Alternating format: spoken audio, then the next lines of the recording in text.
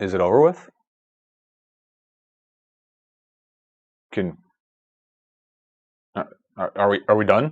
Can we do this? Okay. All right. Well, 2020 is over with. It's 2021. Things are going to be so much better, right?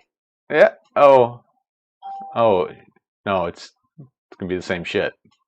Awesome. Great. Yay! Welcome to the live stream, folks. It's been a little while, and I am super excited to be here today. Got a lot of stuff going on, and man, missed the live stream yesterday. Got one of those really terrible phone calls in the morning. Hey, how's it going? Yeah, where are you at? You're not at work. Shit, I missed work. Okay, but anyways, trying to make it up to you guys today. Got a lot of things going on. Got the 5-inch steel budget F7 quad. This is all the stuff we ordered like 3 or 4 live streams ago. A ton of new stuff to talk about, mailbag type things. We got all the FAA whatnot to talk about if you guys want to. Otherwise, man, we can just get to building this thing.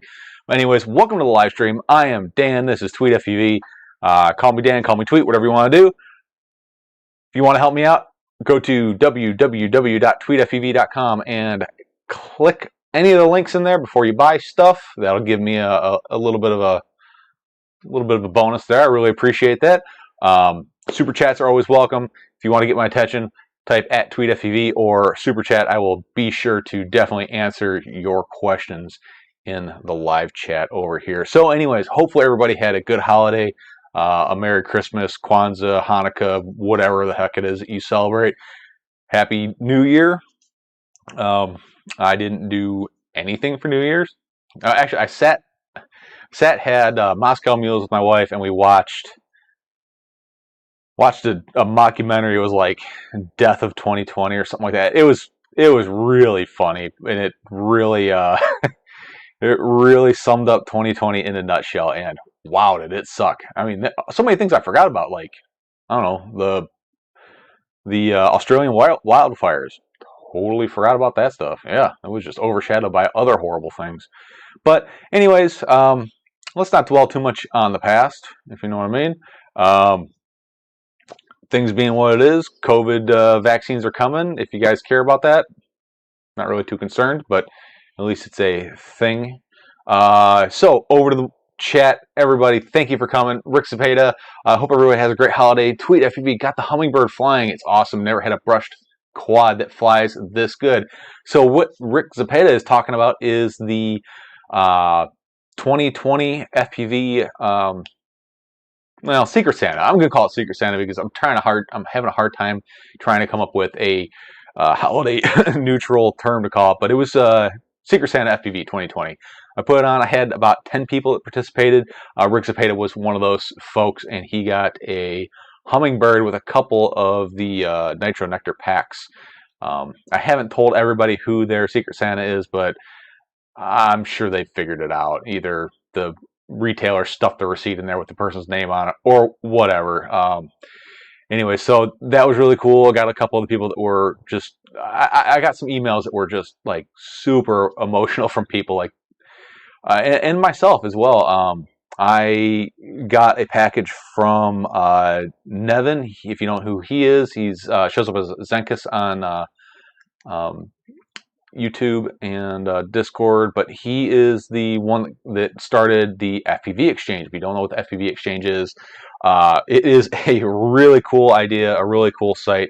Let's peruse it right here. So FPV Exchange, what this is it's basically, think of it as Amazon and Facebook Marketplace for FPV all kind of pushed together.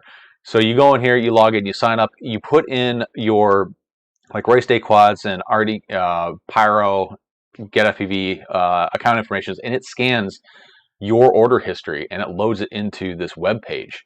And you can select what you do and don't want to offer up for sale. So just for, let's go take this for a test drive. So let's say I'm looking for a set of goggles. Here we go. We have a bunch of different goggles for sale, or a bunch of different goggles available. But like, let's say we click on some DJI. You have retailers like Rotor Village. You got all these new guys here.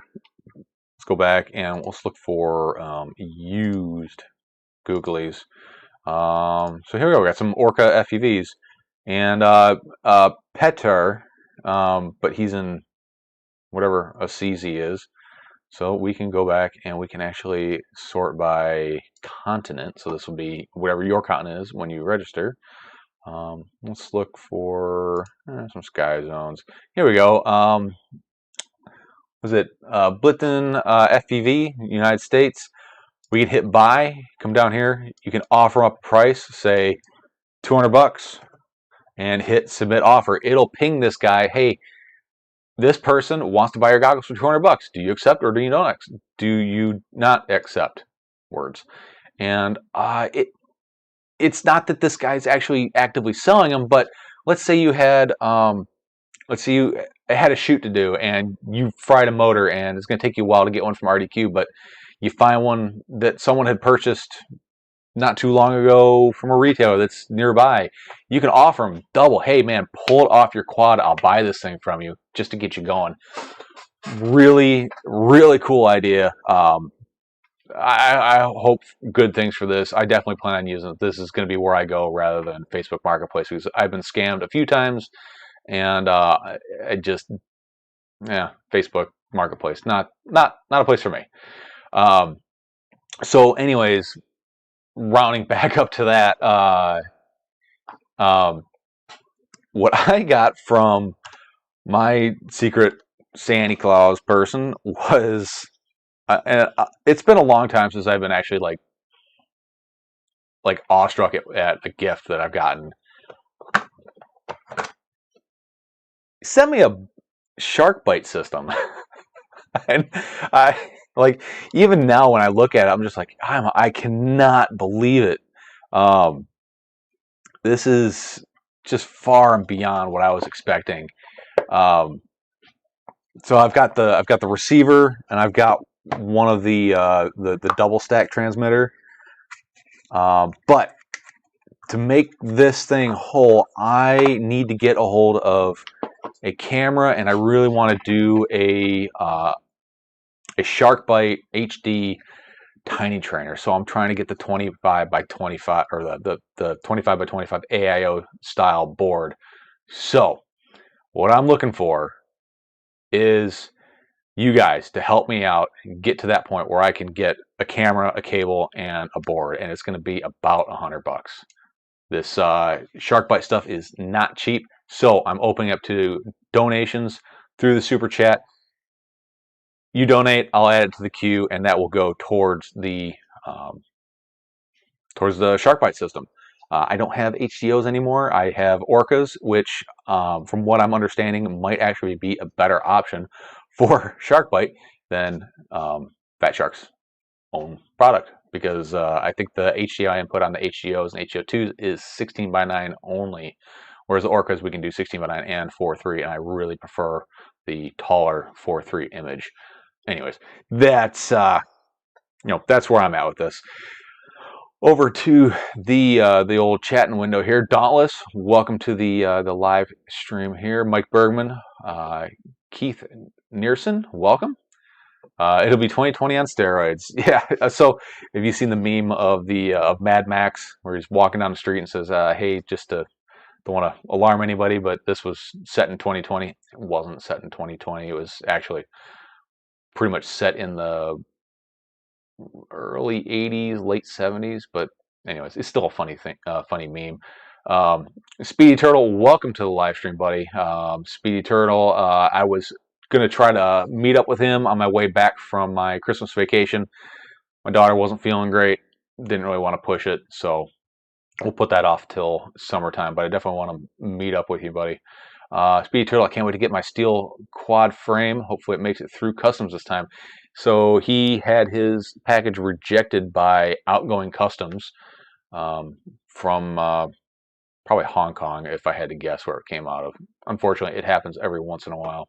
Dustin Gabble, tweeted me, I had 3 packages on eBay that weren't even delivered yet to one I was buying for. Yeah, the United States Postal Service is still just completely screwed up from the holiday season, with people not visiting lot of stuff got mailed from person to person, and we're not at all prepared for it, unfortunately. But it'll happen. I think the average person understands that is just how it is. Speecher, what AIO do I need? I need the 25 by 25. Let's just do this.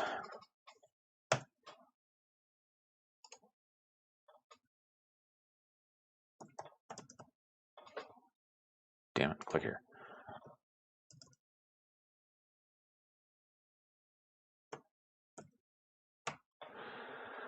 This little guy here. This is the thing I need for the tiniest of trainers.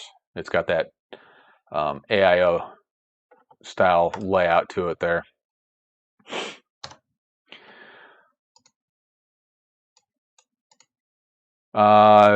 Rick Cepeda says that is the guy, Nevin. He has helped me myself, so many others doing. Yeah, he is really active in the FPV community. Really, really awesome dude. Anyway, so I have all the parts for the Steel 5 build except the VTX. That thing finally cleared inbound customs about 2 days ago, so hopefully I'll have that by the end of the week. Shouldn't need it today. I don't see myself getting that far. But a couple other things too that I got in the mail recently. Some of these props. These are the HQ 3D prop. These are some GemFan 3D props in Zurple. Why do I got 3D props?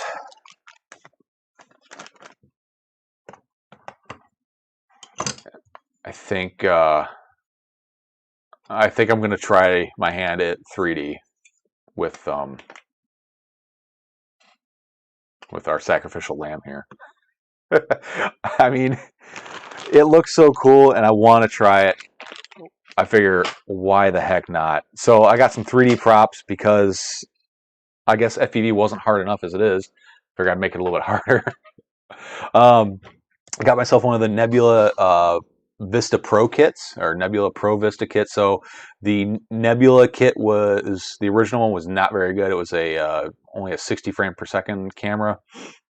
This is the 720p 120 frames per second camera. So this is equivalent, excuse me, to the DJI camera, just in a smaller kind of micro form factor. So really excited about that. Yeah, okay. Yeah, talk about competing interests here. I got and something I've been waiting on forever is the Flight One H7 flight controller. So this I'm going to pair up with a Acon 32 ESC for one of my race builds. Whenever we start racing again and the season starts, I plan on setting a nice grass fire on, or starting up a nice grass fire with this thing when it catches on fire. So that'll be pretty interesting. Somebody in one of the one of the last live streams, we were talking about the 4-inch long range quads, and someone suggested that I try to get a hold of the Eachine Fiend thing. I don't know what the heck what it was called, but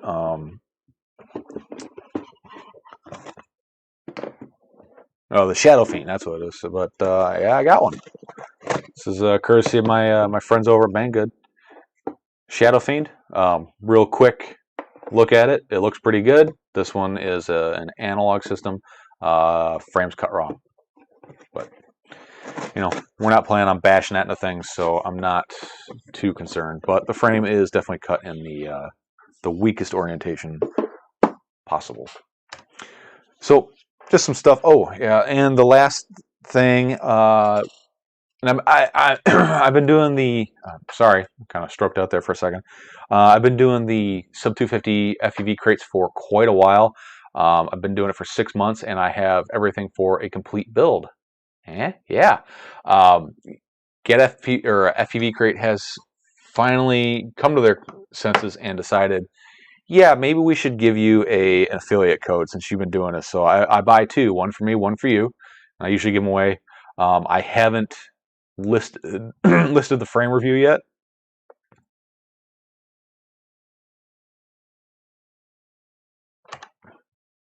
Sorry, guys. I haven't listed the frame review yet because I'm waiting on that affiliate link. But here it is. This is all the pieces that they sent me put together. The only thing I have in here extra is this one little zip tie. And we are coming in at, so let's do 250. There we go.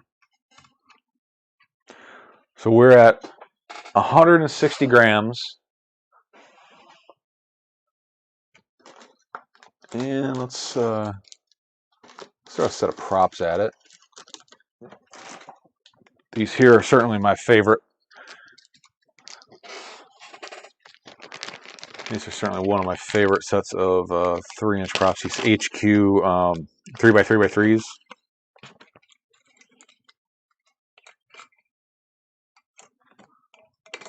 Oh my god, what a shit show. I could just put them on the motors. Nah, that'd be too easy. Why would I do that? Why would I do that to myself?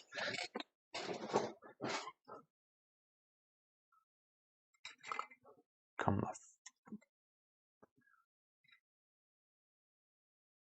All right, 167.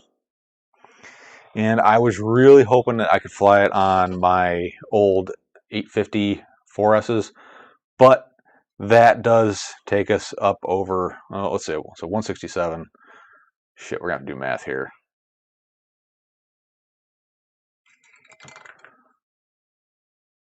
All right, somebody remember 167.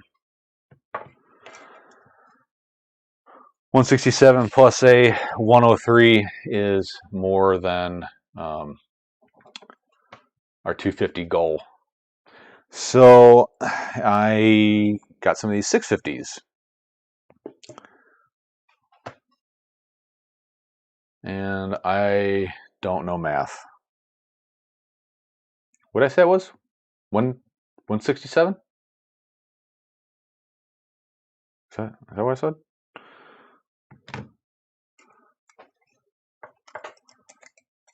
All right, let's just do this the easier way.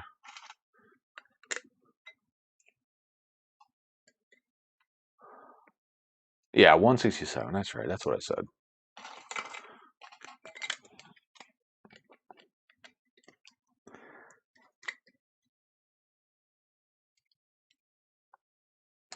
Hope everybody had a good holiday. Hopefully you got at least something memorable out of the holiday week. Whether it was a cool gift, good times with family members, a good story, or possibly a DUI, whatever. I mean, it's something. All right, there we go. Now, really? All right, 167 plus a 77, so we're at about 245, right? Cool, so we're under our 250 gram limit. So I'm happy about that. I really wish the 850s would have fit on there, but unfortunately, I had to go with some 650s. But I've already flown it. I've already tuned it. I've already kind of killed the frame a little bit. Yeah, it's ignore that. Pretend that didn't happen. But anyways, yeah, it flies pretty good. That is a stout little frame, and I'm really surprised I was able to do that to it. But I did hit a very immovable object very, very hard. It would be probably 30-inch oak tree. Yeah. And I flew it for another minute and a half like this, and I didn't realize that it was that bent. I thought it was a prop. So great flight controller, very good isolation. This thing is pretty darn nice. No odd vibrations. Honestly, stock Betaflight tune, pretty good right out of the box. I definitely put my my little bit of flair on it, and I really am kind of excited about this. And sub 250, I think, is something that we're going to have to learn to live with here. If you've been living under a rock, the FAA has made their final ruling on all the new regulations. It sucks, but it is not nearly as bad as what it was supposed to be in their initial um, proposed proposed rules. Those things were draconian, like way out of whack. But this is a lot better. It's still not good. I kind of agree with some of it. Yeah, it kind of does need. It's going to need to get regulated. I wouldn't say it needs to be regulated now. I think that there are a lot of commercial interests involved, which are kind of mucking it up. I do think. I do think that the airspace for unmanned does need to get regulated, but I don't think it needs to be done the way they're doing it, or they're planning on doing it. Of course, all their plans can't exist because the equipment doesn't exist. Um, the long and short of it is there'll still be FRIAs. I don't think that they'll have a moratorium on how long you can make a FRIA. I think that'll last forever, which is great compared to what they were originally proposing. Your drone over 250 is going to need a transponder on it. Whether that is going to be one transponder per quad, or if you can have one that you move from one to another, that's yet to be seen. I was really hoping that they could rub some brain cells together and use telemetry, because really all they need is the position of the quad, not the position of the operator. That's a big distinction here. If you use telemetry and you had a quad with GPS, the telemetry goes to the radio. The radio gets your GPS, your lat long, your speed, your altitude, all that stuff. Your radio then has a transmitter on it that broadcasts out. It doesn't have to go to a cell network. It's just an open broadcasting system. So it is going to use up some of the frequency spectrum that we have. We'll see what happens. As far as CBOs go, there still are no CBOs. I'm sure the FPV Freedom Coalition and the AMA will be, but that's yet to be seen. But sub 250 is not regulated. Unless you're doing Part 107 type stuff, then all the regulations apply to you for the most part. Let's see. Speedy Turtle says, I live in the middle of nowhere and really don't have to worry about it. Yeah, you're right. I don't see them being able to enforce this. The FAA says they're going to school up local fire department or local PD. Local PD doesn't give a flying about any of this stuff. They have so much bigger fish to fry. Now, if you're caught doing something really stupid, like doing a building dive over a bunch of people and you hurt somebody, yeah, they are going to fry your ass. When you're posting stuff, they may crack down on. They're going to do the easy stuff. They're going to be armchair quarterbacks. They're going to sit and watch YouTube, and when they see somebody flying a quad, they're going to say, "Hey, you're on YouTube. Are you monetized? Oh, you are. Okay, so where's your Part 107? Oh, you don't have one. Come on over here and lube up. This is going to go down." So that's what I see them doing, is just doing the easy stuff, the low hanging fruit. Try to get people for not Part 107ing.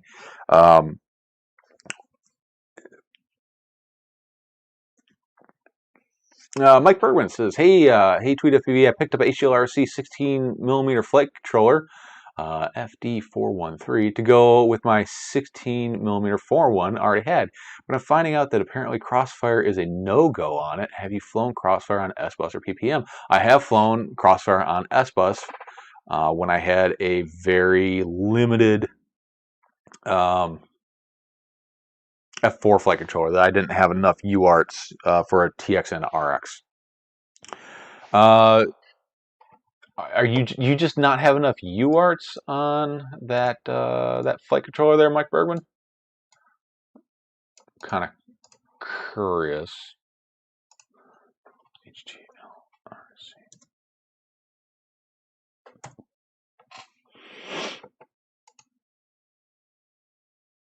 Looking at the product description of it.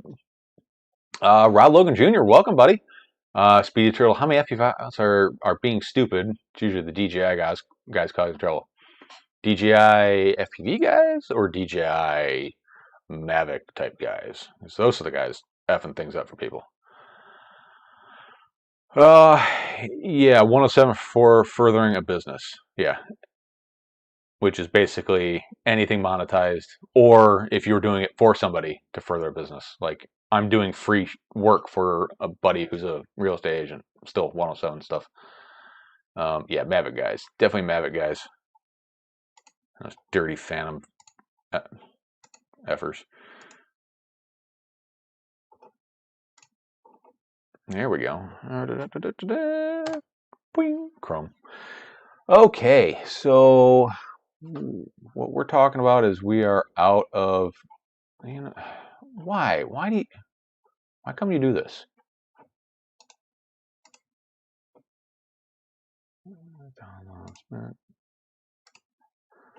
Let's go the long way around to do stuff, because why the F not? All right.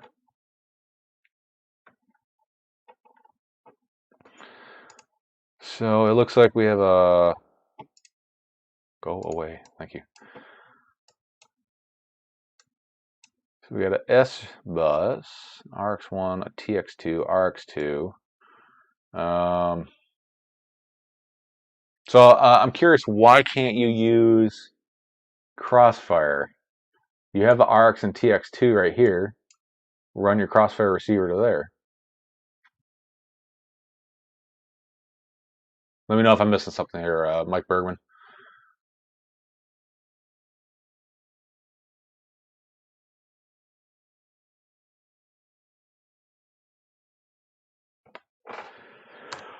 All right. Oh, Rick Spada says, look at the video posted on FPV Exchange. Dude flew a DJI Mavic into Allegiant Stadium here and caused $10,000 in damages.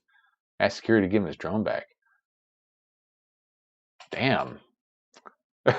That self-esteem movement, you know, that really gets you guys. Oh, another thing on the channel, this stupid camera, I love the camera. I think I figured out the issue. I think it was the stupid Elgato Cam Link. I think this is the issue, because I replaced this with a Razer Ripsaw HD. It's a much bigger, bulkier, convoluted unit, but so far everything's been super stable. Now that I said that, this thing should probably just die, because that's Mike Berwin. That's what I thought. That's what I was thinking. Just didn't say anything about Crossfire as an option. I mentioned every other protocol though. Yeah,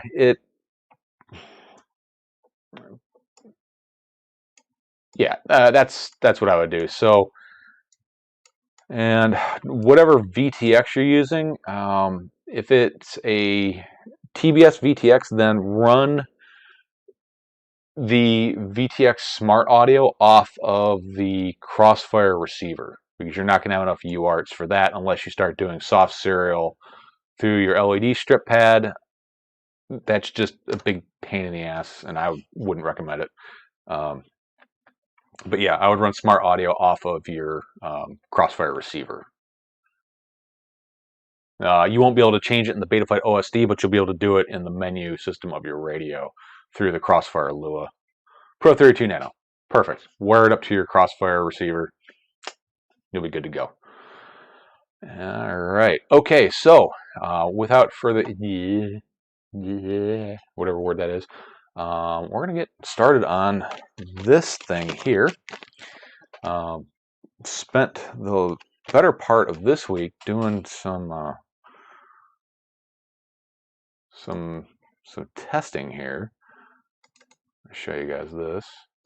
So I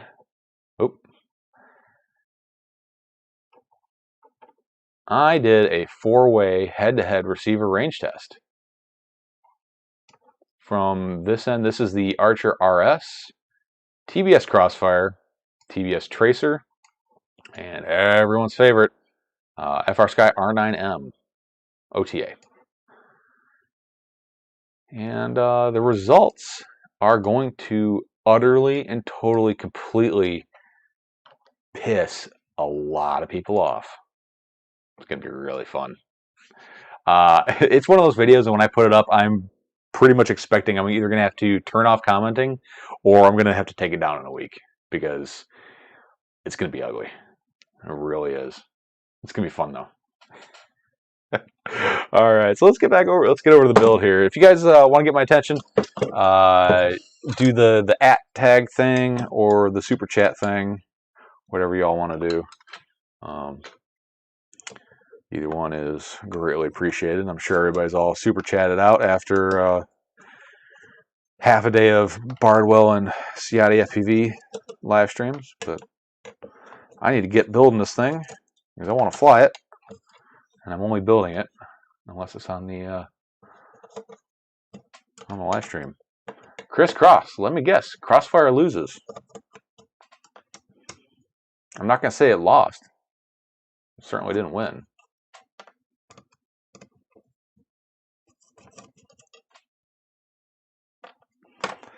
All right. This frame still stinks. I mean, it's a lot better, but it no longer smells like cigars. It smells more like burnt rubber now. So it's getting better. It slowly is getting better. So as far as the build goes, first thing I like to do is plan out my stack just to make sure everything is going to fit under the top plate, which that should be just fine, and figure out the hardware situation. I was really hoping that I don't have to use anything that didn't come with the quad, but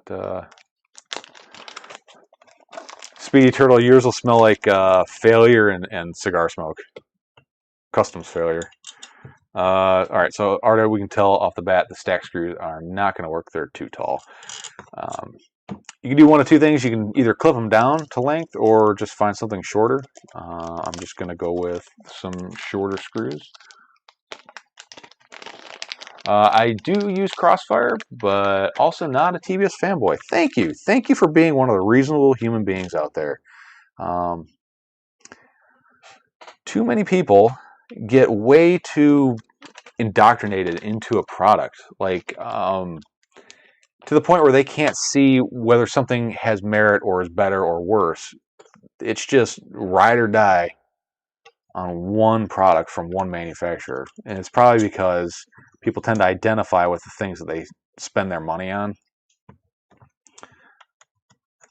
All right, so these screws will work. These are just for people following along at home. If you're trying to build this thing, you're going to need some 22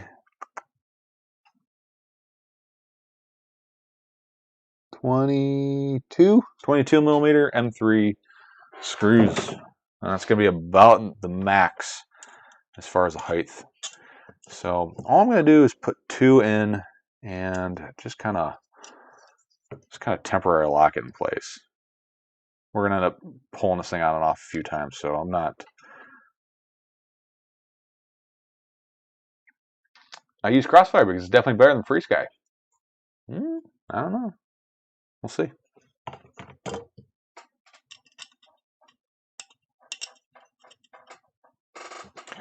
We shall see. I mean, I already know. We'll see.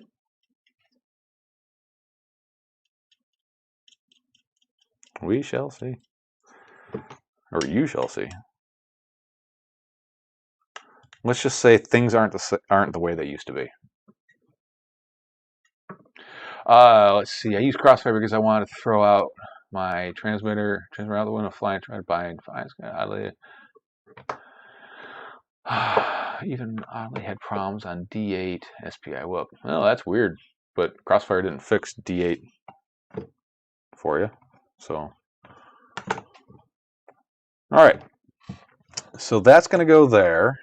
As far as our pigtail goes, I'm hoping I have enough length here because I don't really want to dip into my supply of wire. That is going to be perfectly fine. Got a cap too that we've got to deal with. All right, so first things first, I like to solder up my motors. but I like to install them first. Something I really like about Emacs is their packaging. I am sick and tired of getting one part with 8 different bags inside of it.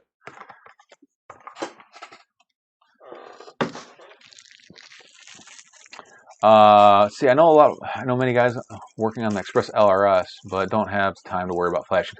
Yeah, I am really interested in Express LRS, but I don't have the time for it. Maybe in the future.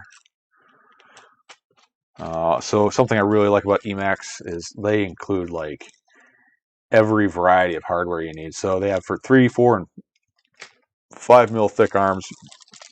These things are fibers. I'm almost 100% sure these are 5 mil. Yep, 5 mil.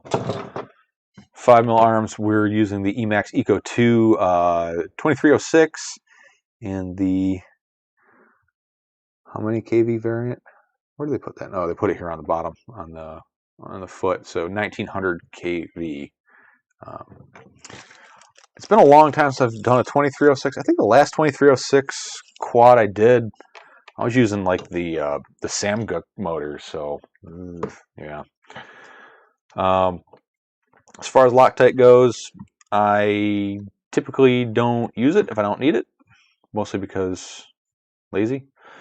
If I'm going with less than all 4 screws, I definitely use it regardless. But we're going to go all 4 on this because this thing might get a little bit of abuse.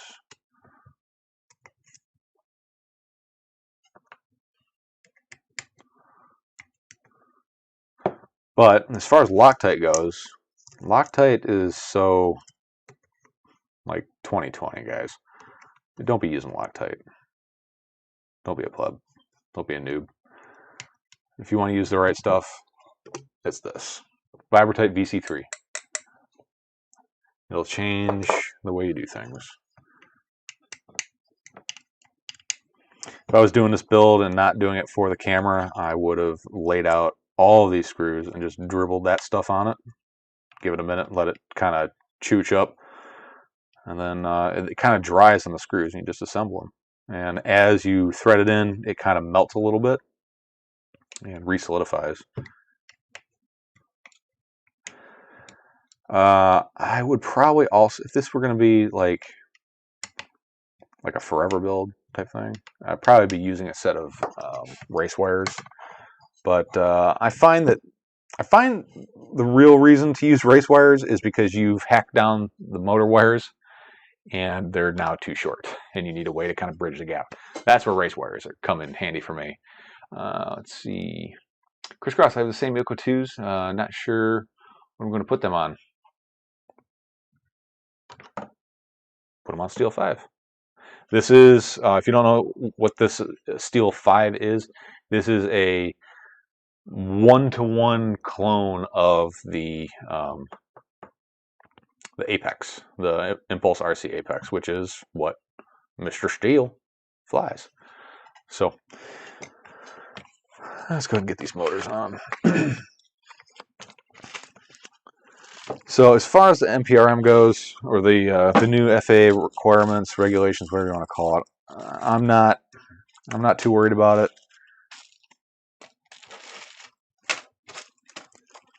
But I'll probably continue doing things the way I'm doing it. I will do what I can to try to be in compliance up to a certain point. I mean, if the transponder modules are light enough, cheap enough, and they can be moved around from quad to quad, you know, sometimes it's just easier to comply than it is to put up a fight. You're not going to win against the FAA.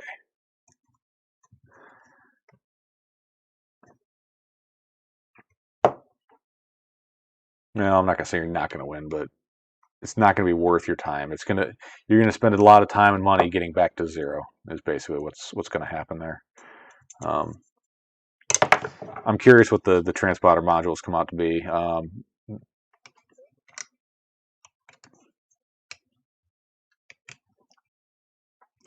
Another thing that they went backwards on is it was going to be pre-built only. The transponder module had to be built into the quad, had to be connected to a cellular network with not being able to take off if it's not connected to the network. All that stuff's gone. And I think I know what this is. Government entities do this crap all the time. They push forward some proposed bill that is just absurd, off its rocker, unrealistic, and then wait for people to back it down a little bit, which is still too much, but they kind of get what they want. Take the price of fuel, for example.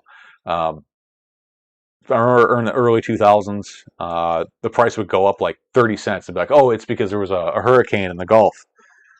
Went up 30 cents. Hurricane was gone. Everything was fine. Went down 20. You know what I mean? Like, once they got you, they got you. Let's put a little bit of music on. Let me know if you guys like this, don't like this, if it's too loud, too quiet. I'm sure I won't be able to get everybody to be happy, but let's put on a little something. Let me know what you think. It's too loud. Let me know if you don't like it at all. Let me know. Just want something kind of going on in the background. This is all royalty-free music through Epidemic Sound, which of course I have to pay for. Which sucks.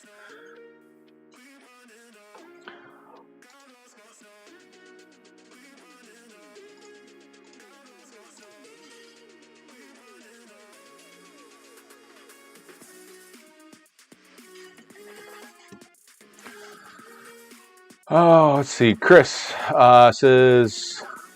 no, it says Chris, and they do not. Oh, no, the Apex parts, they don't fit on this. As far as it's the kind of the design is a one-to-one clone.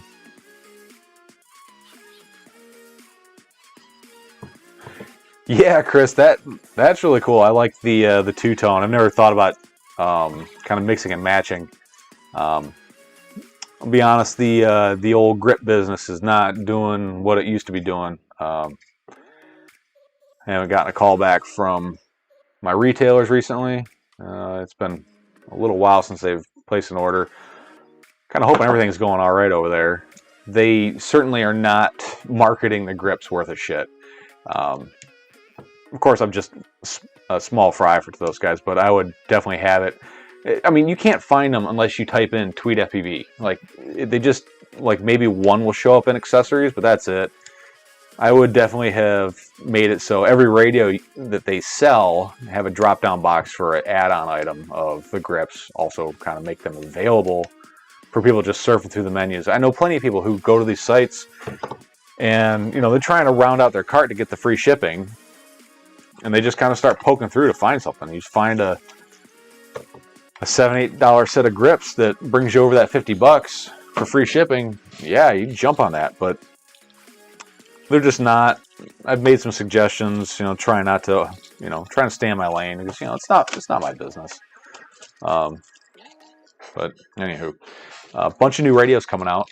The T-Lite, I've seen a couple reviews on it. I don't think they're not really available for retail yet. The T-Lite, and then there was a T8 Pro that I saw just recently, and then the TX16, and then FR Sky's also got a X20 Tandem, which looks really interesting. It's definitely kind of a high-end fixed-wing radio, but it has a big LCD screen on it that has video input capabilities to it, which is kind of a neat idea. I really like that. Let's see. I saw 23 grips in TS100 the other day, but yeah, they were buried. Yeah, exactly. I'm not a marketing manager at Race Day Quads or Pyro, but I would think that they would want to move product. I mean, I'm sure it's not a high priority to those guys. It's a few bucks. It's high priority to me because, it's my baby there. All right, so something that didn't come with the frame is this tape. This is some like Emaxy type tape.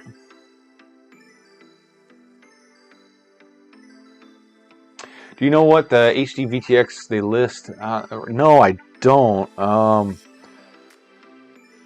I'm curious what they mean, unless they're talking about routing.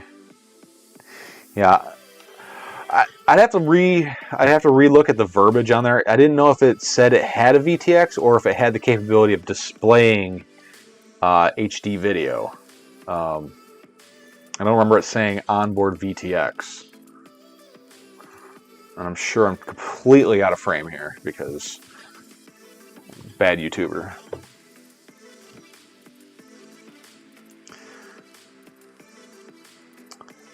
How's the music? Can you guys hear it? Is it too loud, too quiet? Just fine. You know, Goldilocks. What the hell was that noise? Whatever.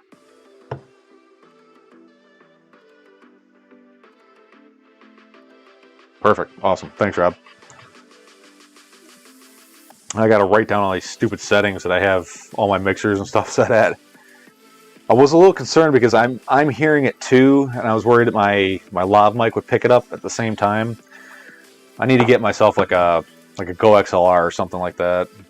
But I really like using this wireless lav instead of having a microphone. Nice rip. I don't know what I'm talking about. The way I saw it said HD VTX with HDMI out, but that could be a translation issue, meaning VTX. Yeah, I'm assuming it's a translational issue, but I never know. I mean, their X series radios are very high end and read expensive. That radio is going to be a freaking monster, though. It's huge. Definitely not my cup of tea. But if you're flying, you know, some really high-level fixed wing, you know, nitro type stuff, I could see that being something you want. It's interesting. It's using the micro module bay in the back instead of the standard XJT. Seems like FrSky is pretty much dead set on the micro, which is fine. I mean, if it can do the same thing and is smaller and lighter, then it sounds like a win-win. But it is supposed to use Ethos OS, which, by the way, Ethos, the restaurant in Orlando, is freaking phenomenal. If you're around there, I highly recommend it. It's me and the missus stamp of approval.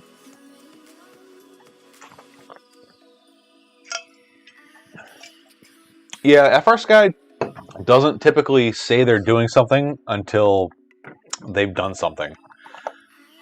And then they go back and clean up and fix it later.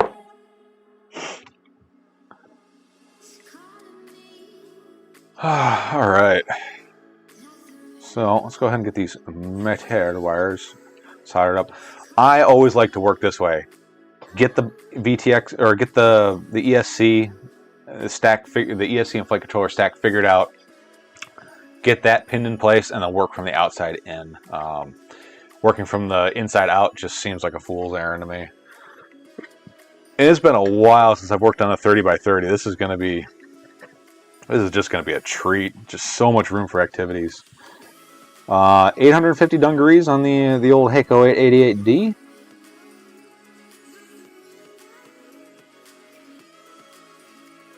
These are huge pads. Jeez. It's like landing on an aircraft carrier.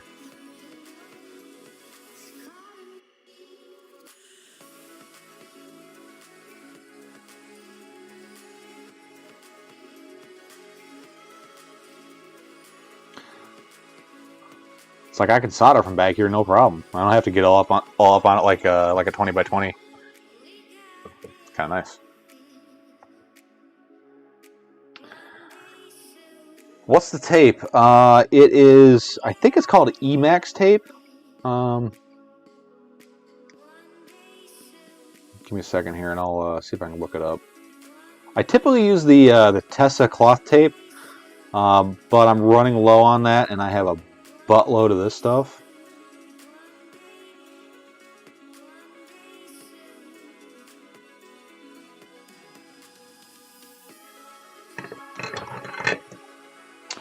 See if I can find this.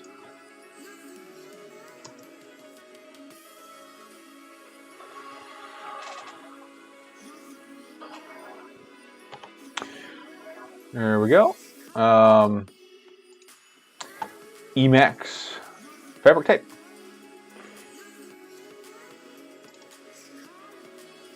Let me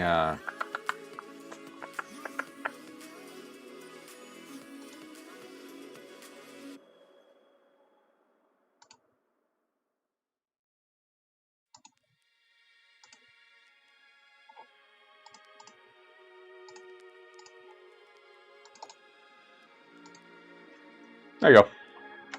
That's Emax tape. I just tried the fabric tape that RDQ sells, and it's very nice, very flexible, super sticky, pricey from them though. Yeah, so this is this. Nope, that's not it. Oh, here it is. This is the stuff I typically use. Is this Tessa cloth tape. This is really good stuff. If you ever start working on like wire bundles in your car, it's most likely got a tape kind of like this. It does leave kind of a nasty sticky residue, but it's very durable, really stands up to prop strikes. It doesn't tend to tear. This stuff kind of tears a little bit, but it's a lot lighter. Like micros, I'll use this just to save a couple tenths of a gram, but Tessa tape, really good stuff. Get that on Amazon.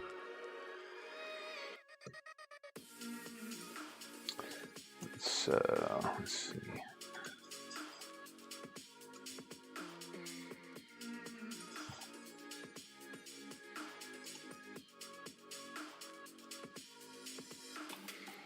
There's a couple different versions of it though.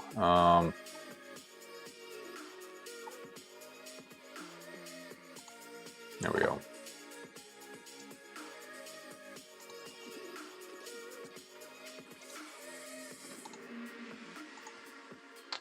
And there is the Tessa tape. And by the way, if you want to support me and the things that I do here, easy way to do it is go to tweetfv.com and click through any of the affiliate links there. It's an easy way to give me a little bit for what I do. All right, and as far as the motor wires go, I tend to leave just a little bit of extra slack, but I clip them one at a time, strip tin solder from the inside out.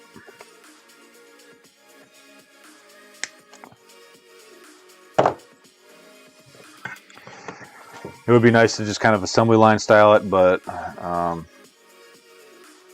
don't know. It's just the way I like to do it.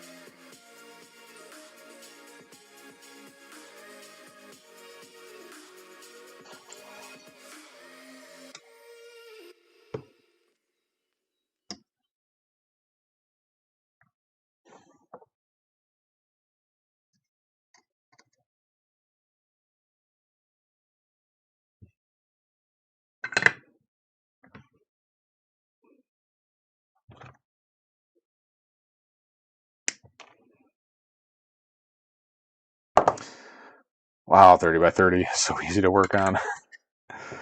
Oh, it's been a long time. I typically don't fly 30 by 30s anymore. 20 by 20 for everything. The ESCs are good enough now.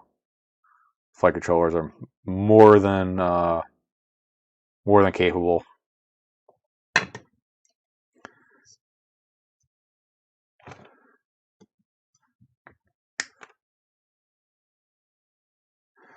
People always ask, are 20 by 20 flight control or ESCs reliable? Look at every racer out there. They use 20 by 20. If racers are using it, then yeah, it's durable. Durable enough.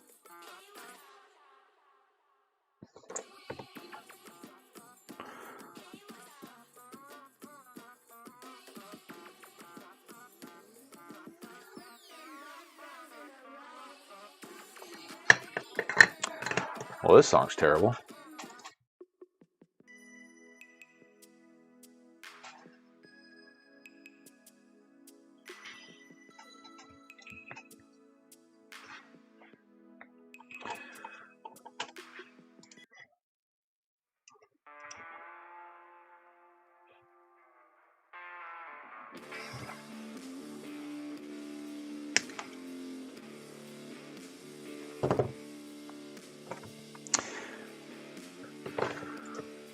Oh, and it is a new year, new month, isn't it? So that means I've got to come up with a Patreon giveaway. Looking at the old Wallow Quados there, trying to figure out what needs to go.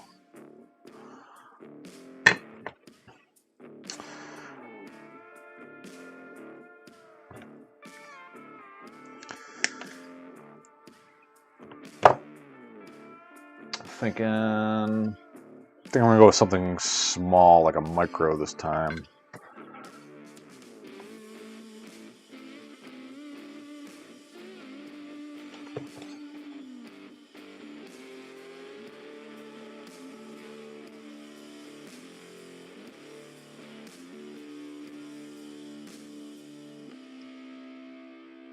Oh, that sucked.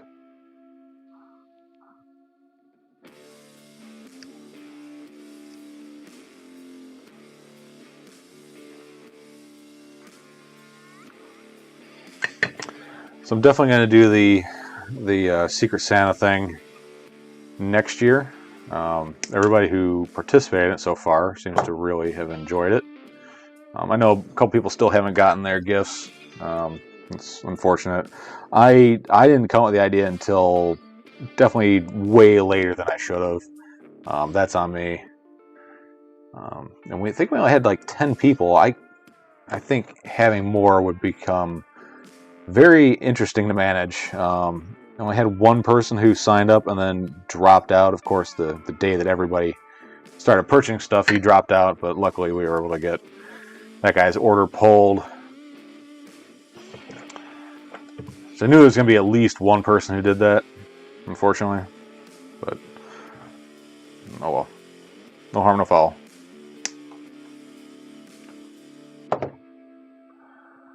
Swift Fox, welcome. Swift Fox X, sorry. I mean, who really cares? It's a fake name. I'm not going to insult anybody.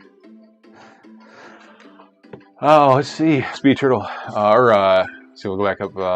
Yeah, Speed Turtle. I really enjoyed the Secret Santa. What'd you end up with? You end up with like a CL5 frame, right?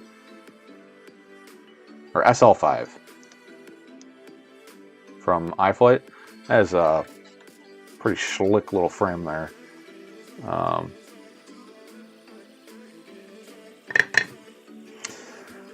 Had a little discourse with, or a little back and forth with a guy on YouTube trying to talk me up on putting XT30s on all my 1S packs for the Tiny Hawk 2. And I was like, damn, that might be a good... He said turtle mode is why he did it. And he said turtle mode is 100% reliable each and every time.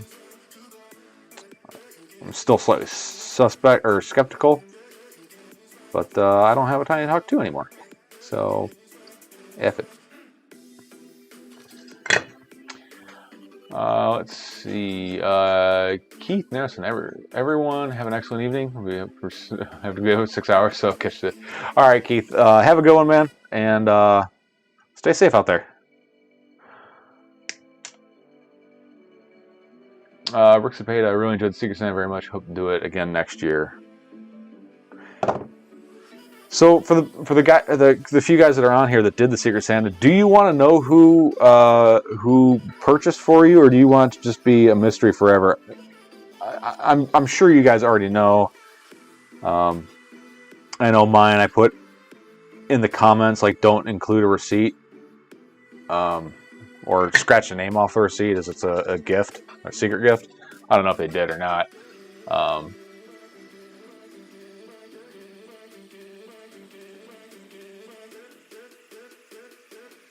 Let's see. Sidora B2, cool. Swift Fox X. I'm building a Ladrib Skyliner at the moment. Can't wait to get it done. Nice. Going HD or analog? Kind of curious. What motors are you using? Give me a little rundown on the specs. I'm kind of curious. Let's see. Speed Turtle, awesome. Thanks, man.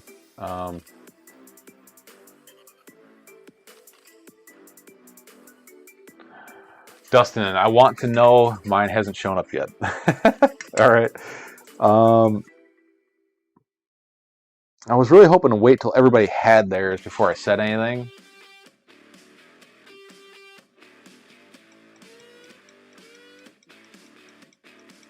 Oh, get a feet screwed up. I know who mine was. Okay, I kind of figured everybody knows whose is whose for the most part.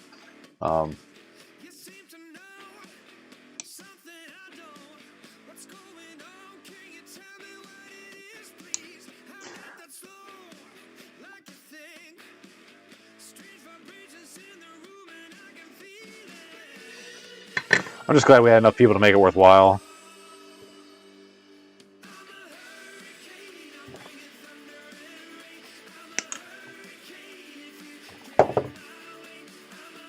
Yeah, no, this is not a good song. Yuck.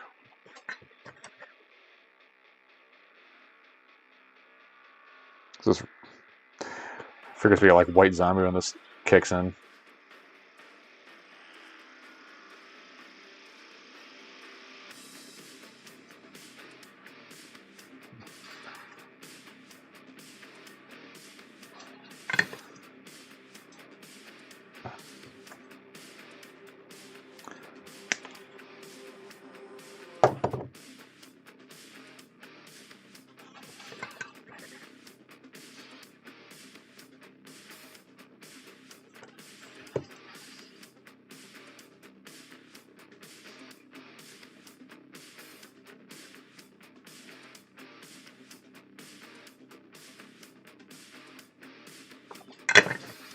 Alright.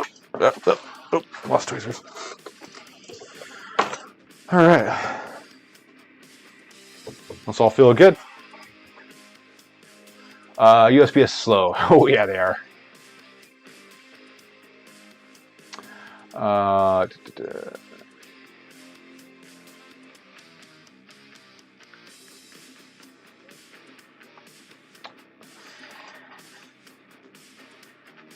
Oh, yeah, Chris. I was kind of curious if there was going to be any kind of international interest in it. It definitely, I mean, people would have to be ordering stuff through either local retailers or like bangers to get out to you. Unfortunately. All right, XT 60 times. So this is actually like a genuine AMAS XT 60. I already clipped that together, and I really regret doing it. These things are a pain in the arse to get apart. So here is a little tip when soldering XT60s. Get the mating end and connect it, and it'll act as a heat sink, because these things can get hot enough that they'll actually they'll start to move around in there.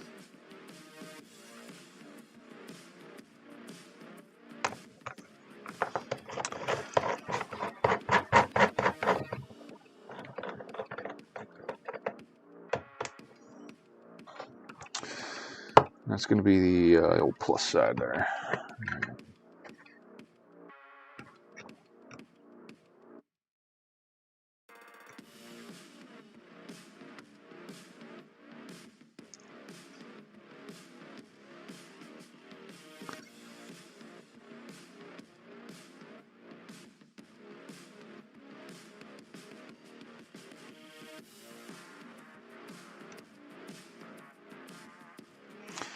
And more solder.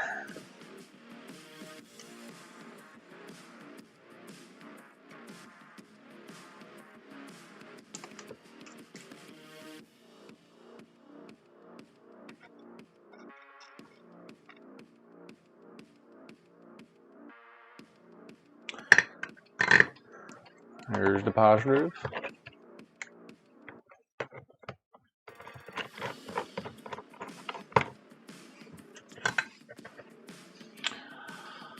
Oh, let's see.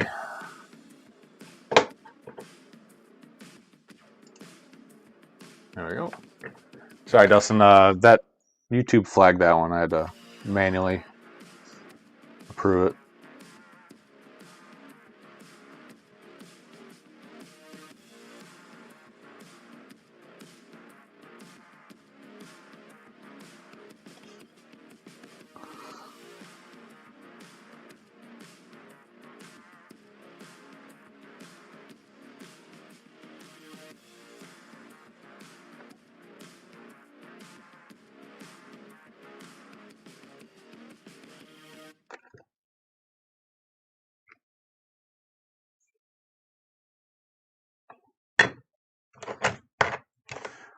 There we go.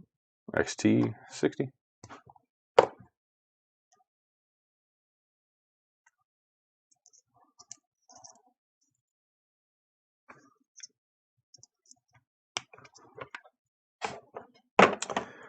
Something I really like about this ESC here is they have these little itty bitty holes. I don't know if you guys can see that right there.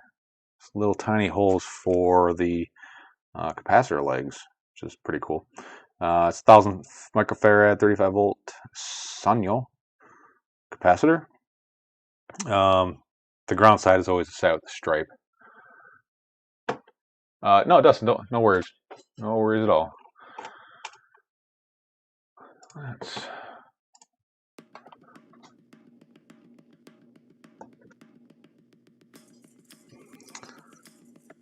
go ahead and trim.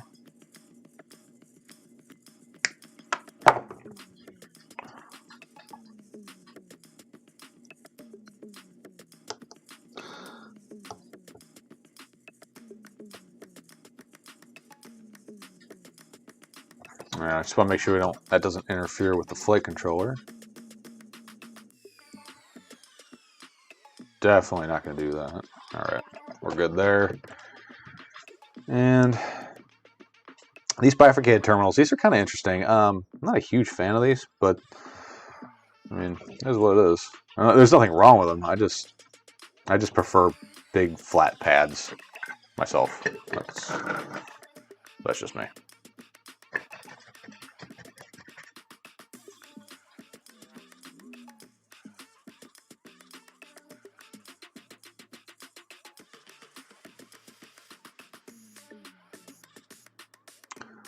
It's a lot of meat, though.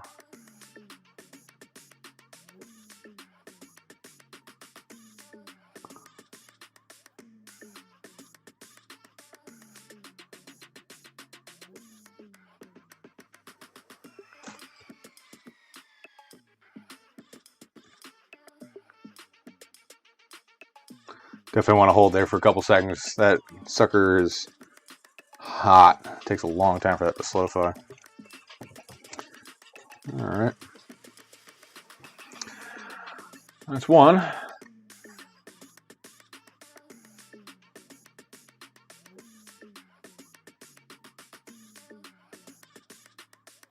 Oh my god, my Speed Turtle says my Discord family just bought me an Ender 3 for my birthday. Dude, that is awesome, man. Congratulations. Welcome to the horrible world of 3D printing. I could not imagine living without a 3D printer, but man, it is a whole other beast, you know?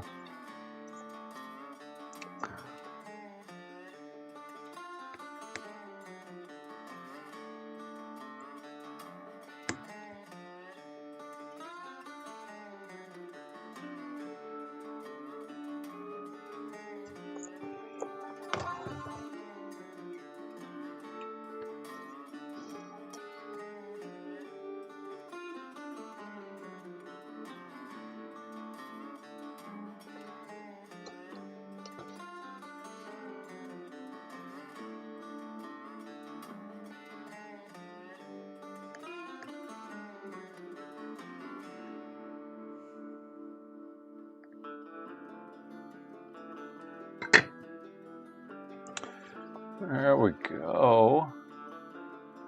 Let's see. Let's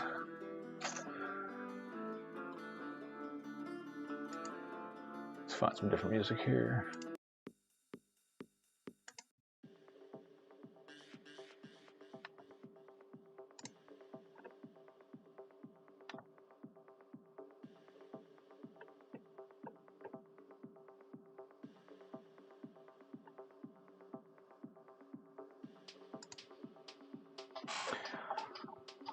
Yeah, so that'll be something different at least.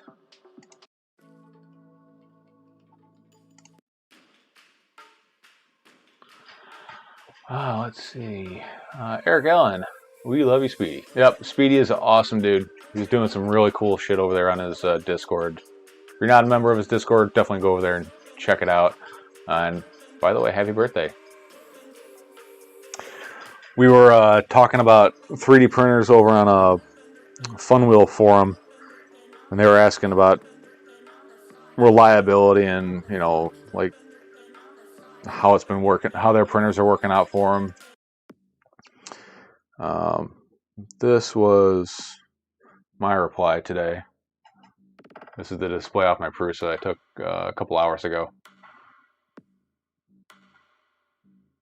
No mechanical failures.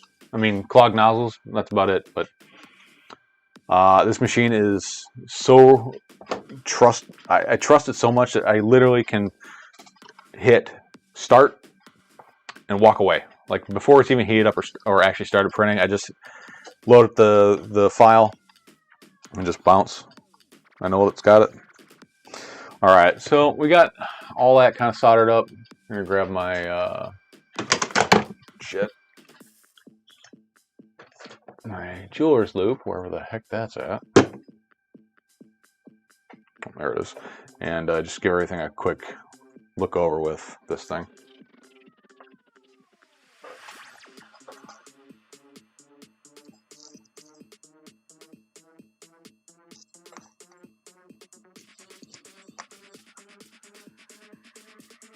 I will say this ESC has darn near no filtration on it. And all I see is just a bunch of little flux blobs.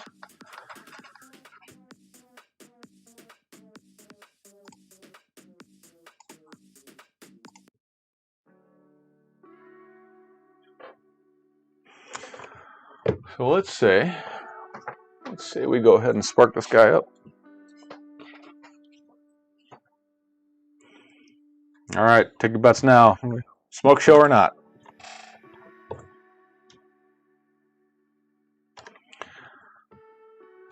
Using the V5 smoke stopper. This is actually useful. It actually works. Also, what works well is just the automotive light bulb thing. No smoke. I'm thinking the same thing. All right, here we go. 5, 4, 3, 2, and never point the capacitor at you. This little cross section here, if something goes wrong in this capacitor, that's where we're supposed to relieve the pressure. If it's pointing at you, and I've had this happen before, it'll pop and you'll get like chunks of stuff to hit you in the face, and it hurts sometimes. So definitely want to point that away from you. All right, here we go. 3, 2, and hey, while you're at it, if you wouldn't mind hitting that thumbs up button, like, subscribe, and bookmark tweetfvb.com if you want to support what I'm doing here. All right, enough of that teasing bullshit. Let's plug it in. Here we go. 3, 2, 1. There we go. So we just got the doot. So we don't have the flight controller plugged in, and that is perfectly fine. All right. I love building quads, and it's been a while since I have built a 5-inch or 30 by 30. Yeah, those make a mess when they pop. Yeah, I had one blow up in my face, and it like stunk for a long time. Like, I mean, yeah, I had to go wash my face, but like, I really had to get in there and scrub whatever gunk came off of there, off my, off this thing, you know. All right, FC time, and whoop, all right, that's installed. Good. Oh, no, it's not. All right, we got to find our flight controller wires. So this flight controller comes DJI ready, so we have 2 different harnesses. We got this little black one here, and we got the longer one with this little kind of the cable with the latch on it. This is for your DJI Air unit if you decide to go that way, which we are not in this one. Rick Zapata says, I just got my Ender 3 myself a few weeks ago and love it. It's a great first printer. Yeah, it is a great first printer.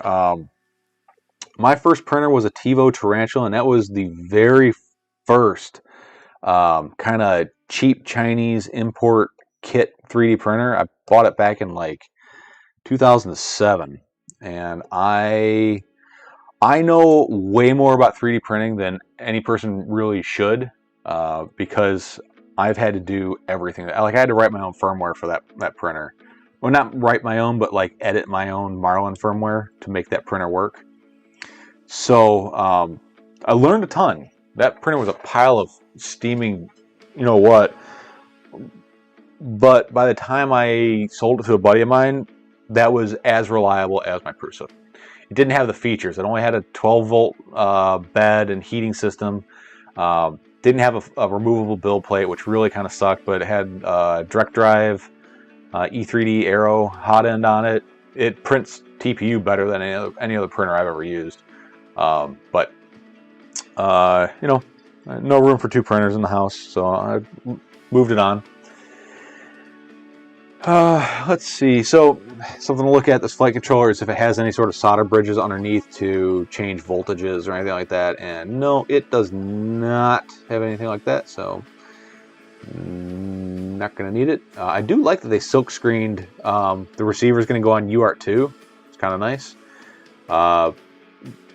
And that also correlates with the HD connector here for the DJI if you're going to do the DJI HDSL connection for the controller, and it has their firmware target, Haifeng RCF7, silk screen right on the bottom, and this is for the DJI system there. Not going to use that. This flight controller is one of the most complete F7 flight controllers for the least amount of money I have ever seen. F7 has a barometer, has Bluetooth built into it as well, has the heavy-duty BEC for powering the DJI system, has an actual boot button here on the side, not a little membrane switch on top. Has power state LEDs for troubleshooting, USB-C on the side. I mean, this has got everything. The pads are very, very, very well labeled. Like, I definitely don't need to consult a manual on this on a computer at all. The only thing that's not labeled are these here on the side, and I mean they're just really hard to see. Positive, negative, and L. These are your LED pads if you want to do addressable LEDs on the arms. This is an awesome flight controller. Hopefully it holds up to the abuse that this thing's going to get.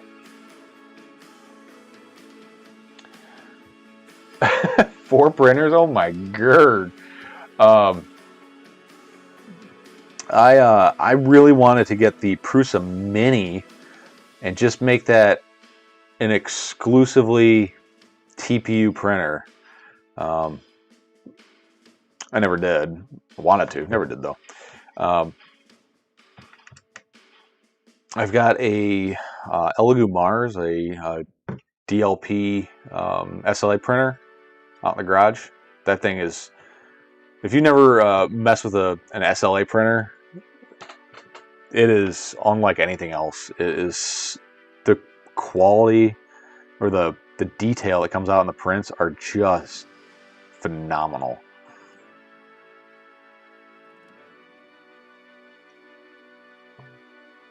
So again, we're just going to put in 2 screws because I got a feeling we're going to be taking this off to route wires underneath or between the 2 boards. So I'm not going to go get all crazy with it. I like this song a lot.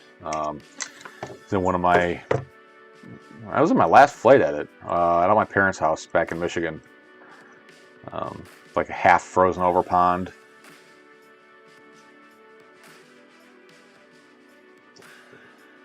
That was with my Flywheel Explorer LR with a naked GoPro Hero 6. Oh, which here it is. I have found the most affordable way to build a naked GoPro is to just buy the parts. 1 main board, 1 camera module, and if you happen to know somebody with a screen, you don't need to buy that, but the screens are really cheap, and then just get a case and a BEC. And I think it comes out to a little bit over 200 bucks. No decasing needed. Although I did decase a GoPro 6 right before I went back to Michigan. Took me about an hour, and I think if I had to do it again, I could do it in about 30 minutes. Super easy to do.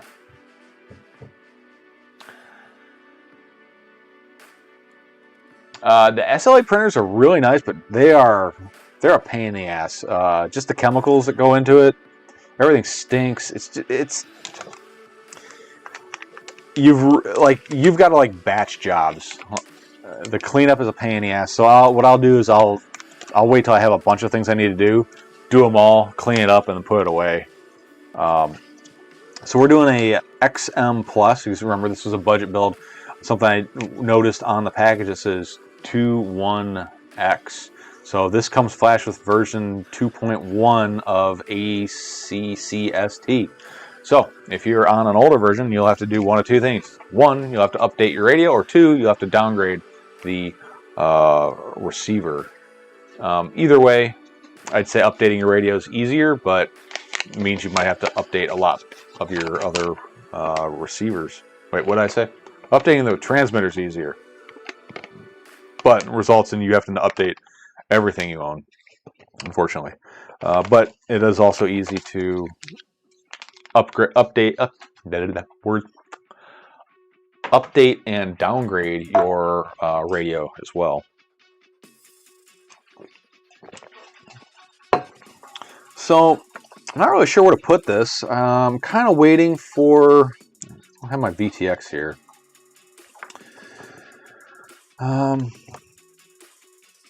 Maybe I'll put up in the front. It's been a while since I've put a receiver up in the front. Let's see if I got room. Let's. I'm gonna turn this guy off too. Let's get the old camera out here. Yeah, that Haifeng flight controller. If it holds up, that is a heck of a deal. And right at the end, picking out these parts on the live stream, I was going to go straight up Mamba F405, but then I saw this frame had a package deal with this Haifeng stack, and that swung the whole build right then and there. I know the Mamba stack is bulletproof, really reliable. It's everything you would expect. This has got a lot going on for it, so I'm taking a little bit of a gamble to try something different, and hopefully it pays off. But we shall see. Anybody in the chat playing Cyberpunk 2077? Kind of curious what your guys' thoughts are. As I've been playing it a lot, and I've been enjoying it a lot.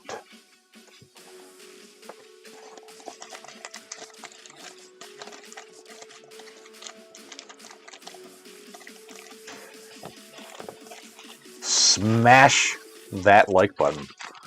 Unless you've already hit it once, then don't hit it again. You can't do it more than once. I mean, you can, but things happen.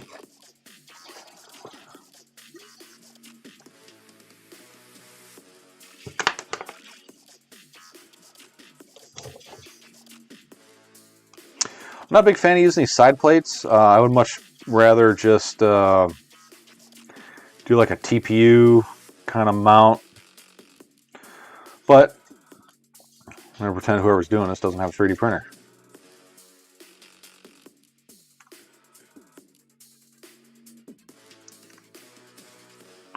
But this does have the locking slots in it, or the cam adjustment slots. That's kind of nice.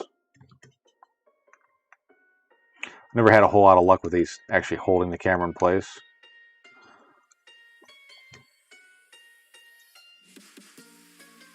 It's been a long time since I've used a big camera like this. I've been using micros and minis for far too long. Nice little change.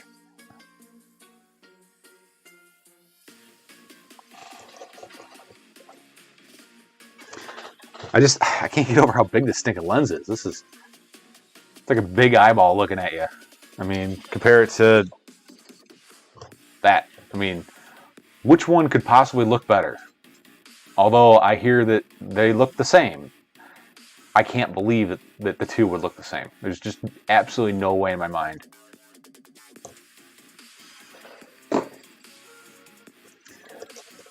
I mean, like, there's something about this. Like, I look at it, like, I don't know if the camera's picking up, but it has that like IR diffusion to it where it goes from like blue to purple, but it's almost mesmerizing to look at this thing. Maybe it's just me. Maybe I'm just weird. getting too in touch with quad parts. I don't know. Whatever. Screw it. If you don't like it, I don't care. If you don't feel the same, what's wrong with you?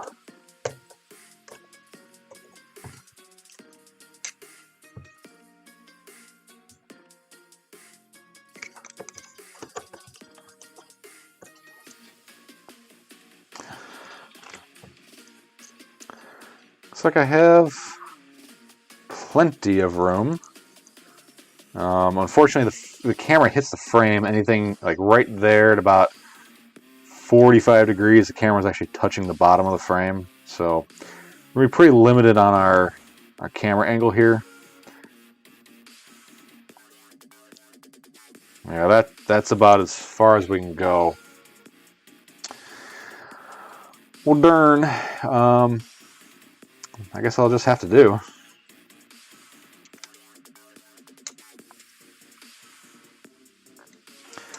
Like I said, I would probably do just like a 3D printed loop around the front standoff. Right there. That's just the way I would do it. Oh, let's see.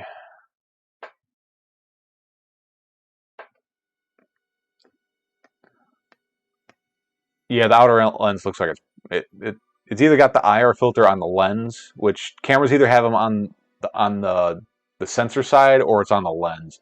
It looks like the IR filter might be on the lens. Would be my guess. Chris Croft, interesting. The frame is less than $7 with that stack. Really? Really?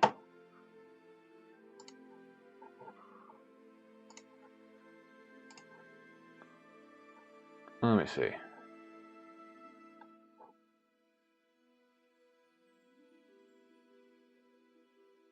Did I not put the links in here? What the shit?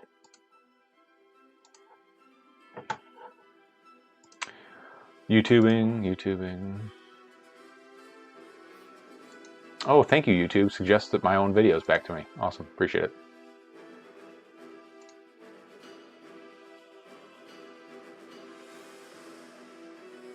Did I not save it? Hang on, guys. I'll be right back. I gotta go check something real quick.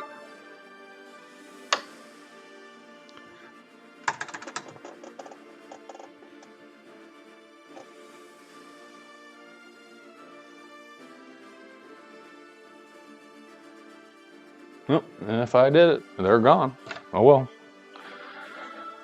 Well, I posted links to all the parts in the video description, but apparently that did not save. It's quite annoying. 24 viewers right now. That's pretty good for me. I don't typically have a ton of viewers on these live streams.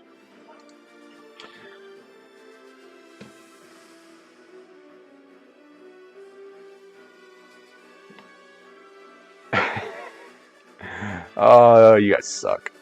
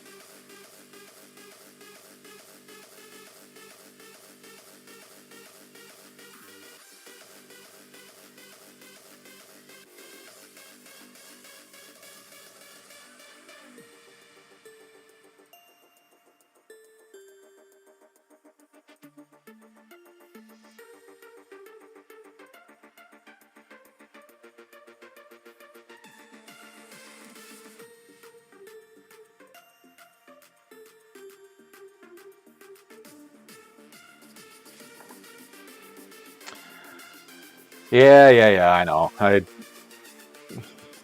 bumped the mute button because I suck at life.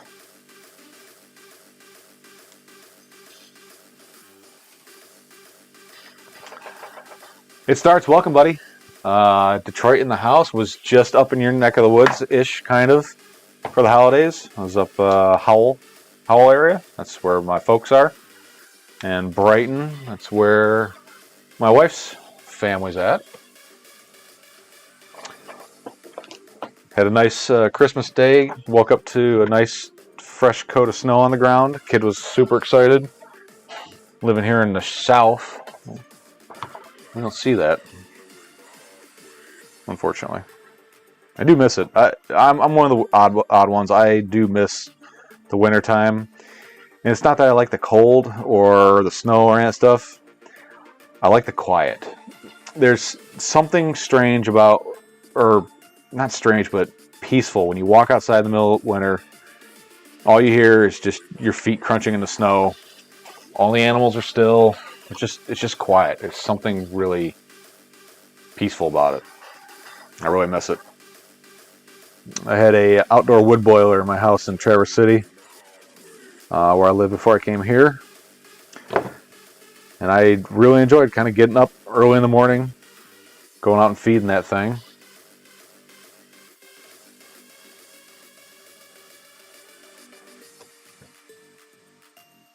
Something satisfying about providing heat for your family, you know. Every bit of wood that I cut,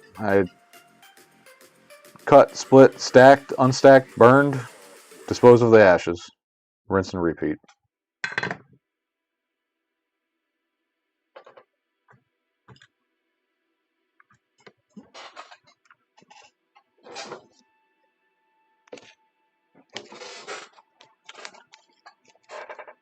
All right, Rob. Get out of here, man. We'll see you around. Have a good one, buddy.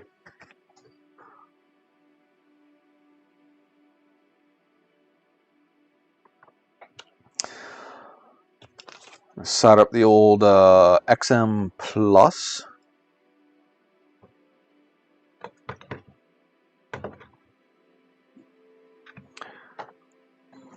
Completely out of frame here because reasons. The old ground. So I think my my soldering iron wire ends up hitting the little. I got a little switch panel down here with all my scenes, and one of them is a microphone mute for like whenever I got a cough or something. I'm gonna try blowing y'all's eardrums out. And I think my soldering iron wire ends up banging into it every once in a while. There we go.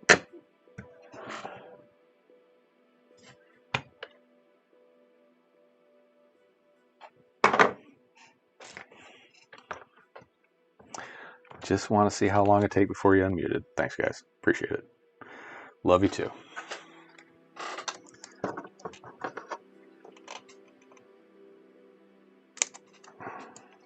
Someone has suggested that I remove that button.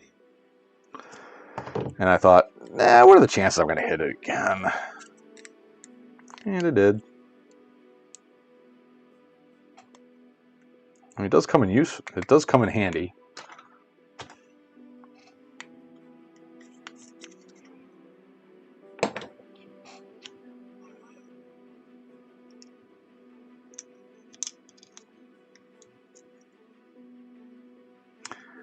And I remember when this receiver was like the shiz, you know, it was like the hottest thing out there, the smallest, lightest. Now it's like one of the least capable and largest receivers out there. It's amazing, and that wasn't that long ago either. All right, where are my receiver pads at? Let's see. R2 5-volt ground. So right here, R2 5-volt ground. That's what I'm going to use for my receiver. Reasons.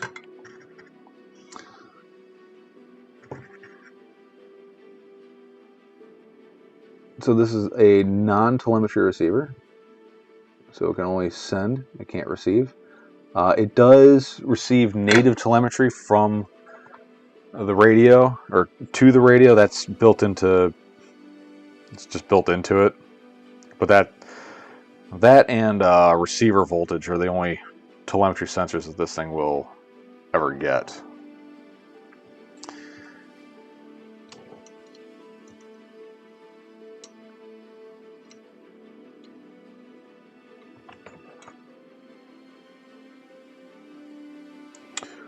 I'll slip this bad boy right underneath the whole stack.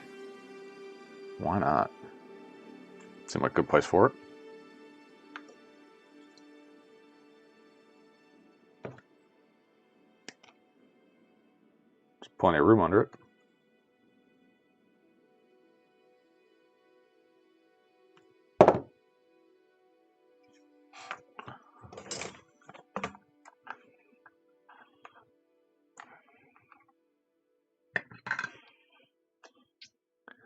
Does that mean no RSSI in the goggles? No, incorrect. You do get RSSI in the goggles.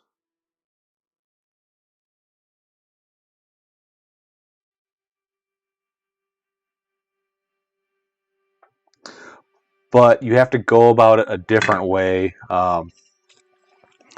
There is a RSSI pad on the back of this. If you wanted... Alright, so let me rewind that. So, hooked up this way, no RSSI in the goggles. Unless you take your RSSI sensor, which you will get, map that to a channel, and then send that back to Betaflight. So you'll have like aux 4, for example, will be your RSSI input from the radio back to the flight controller. Then that'll be on your OSD. Or you can use this pad back here on the back of the receiver. That is your analog RSSI. You know, in the config tab in Betaflight, on the right hand side it says analog RSSI. That's what that's for. This is analog RSSI. That'll put in the goggles as well. Mixed bag. I prefer to just send it back through an aux channel. You can do it that way, or you can do it this way. You would then use this RSSI pad here for your analog RSSI. But again, it's entirely up to you. Oh, sorry, it's this pad right here.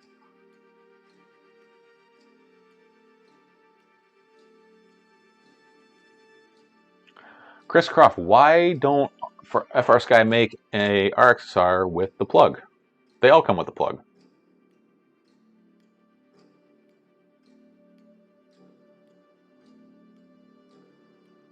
Yeah, they all have plugs, the RXSRs.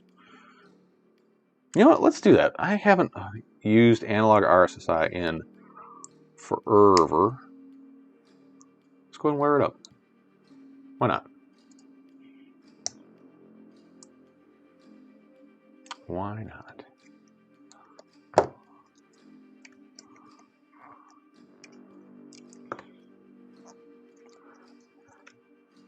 I mean, if this wasn't a budget build, I would have went with the RXSR for sure. But we're doing max bang for our buck while making it still useful.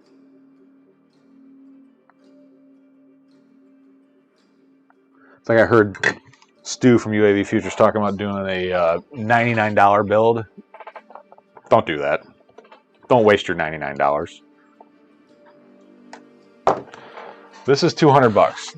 This, in my opinion, is about the least you can get away with, and to have a quad that is actually worth flying. That's not going to just grenade on you the first time you fly it or crash it. There's no weirdo parts on it except for maybe that Haifeng flight controller, just because I don't know the track. I don't know the reliability history on it. It doesn't have a. It's not a household name. We'll put it that way. Doesn't mean it's bad.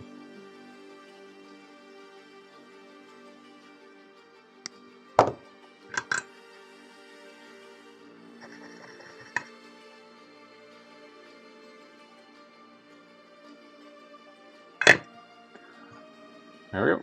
There's our telemetry.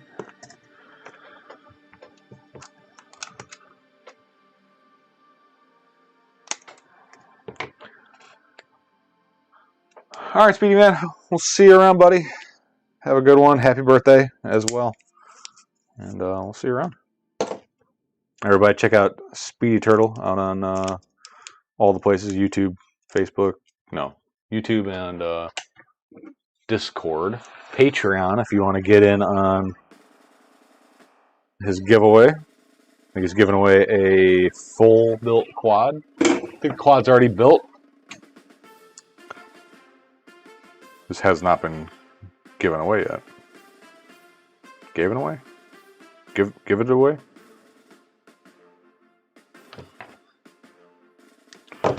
What are we listening to? Nope. Nope, not marching band. Why would they even be in there?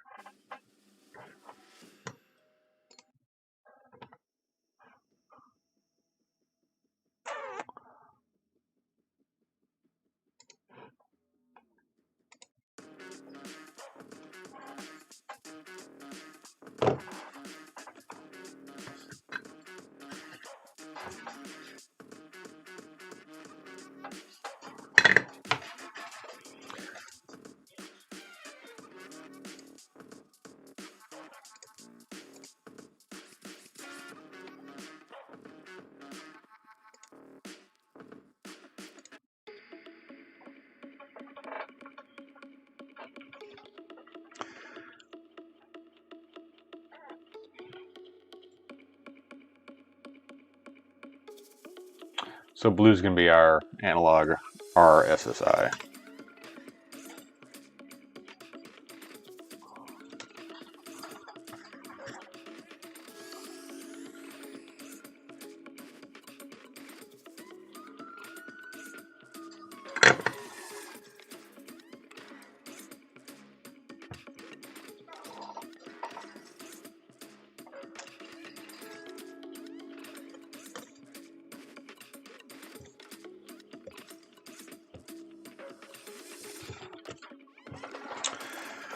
Oh, I'm running out of VHP. I am running out of VHP.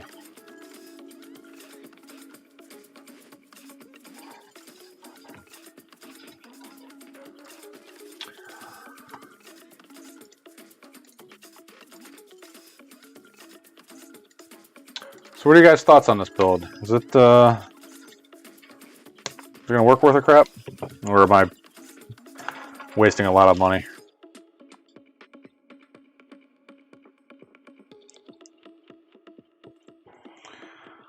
Have you heard anything bad about this Haifeng setup? Heard anything good? I guess it would be the yin to that yang.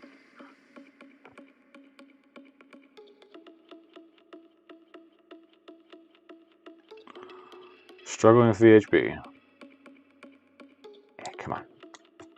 Got it.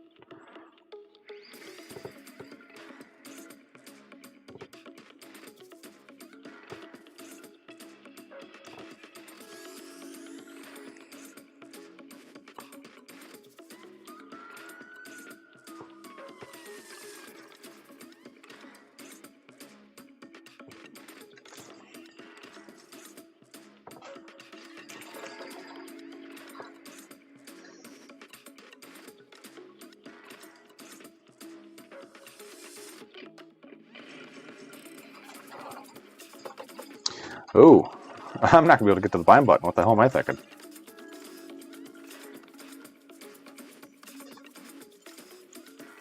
maybe we'll just put it right here. Yeah, I wasn't gonna stick it underneath the ESC, but I just dawned on me I'll never get to the bind button ever, so not gonna do that. So put it right here, and hopefully that won't be in the way once the VTX shows up. It's like, I don't know if you guys, if you weren't here for the beginning, I don't have the VTX mix bag for the 20x20. Okay. Well, let's see. Well, hopefully we're not in the later camp there.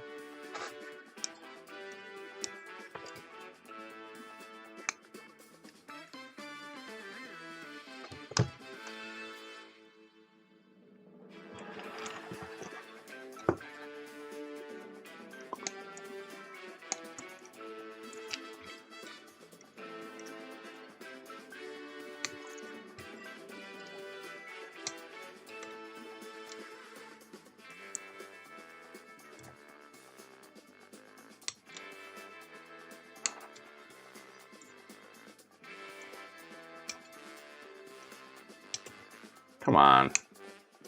Ugh.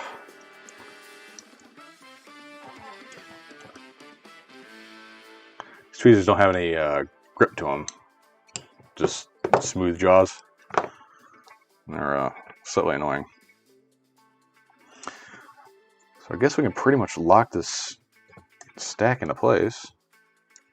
I don't think anything's changing.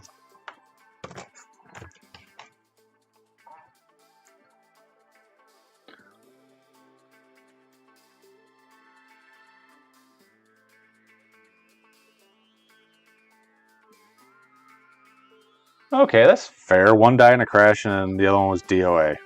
Well, the DOA is a little concerning, but I mean, it happens.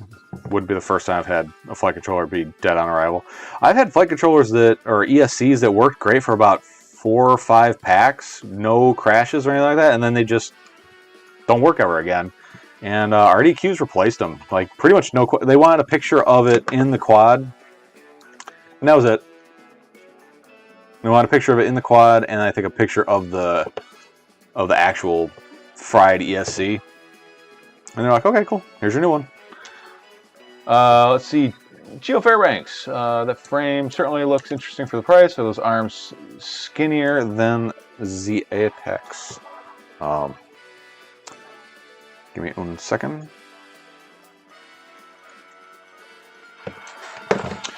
Stand by.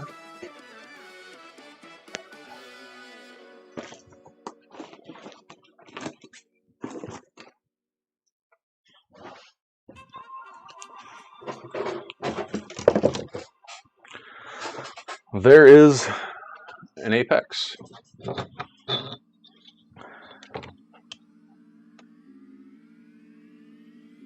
Arms on the Apex are about 10 millimeters wide, and these ones are 10 millimeters wide.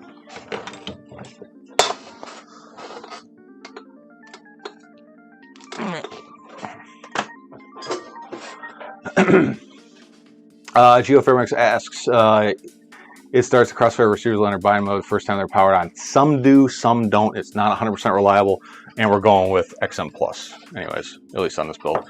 But there they are next to each other. This is a Apex HD, so it's a little fatter on the back, but pretty similar. The camera plates, they mount in 2 different spots, whereas this is just one on the top plate. The top plate is very similar. I mean, the cutouts are all pretty much, I mean, they're close. They're not perfect, but it's close. It's not a one-to-one ripoff, but it's pretty close. But this is a chunky boy here.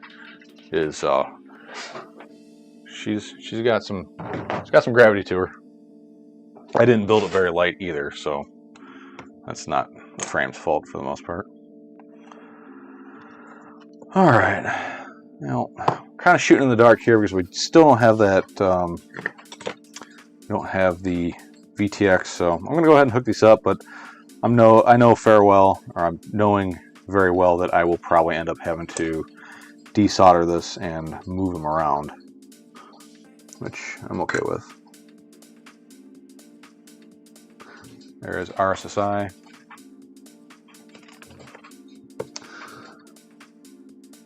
Ground.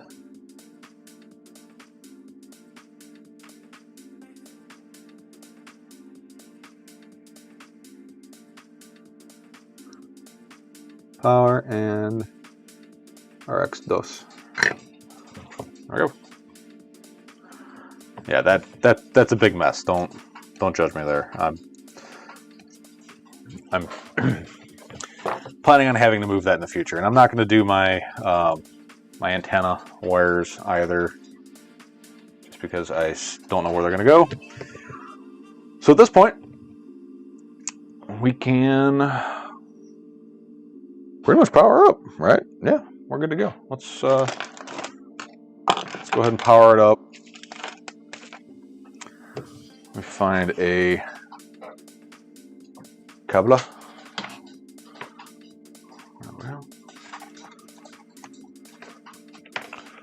Where's my smoke stopper? All right, what do you guys think? Smoke? No smoke? The carbon fiber thickness is 5 mil. I have calipers, but they suck, and the batteries are always dead in them. Let's see if they work.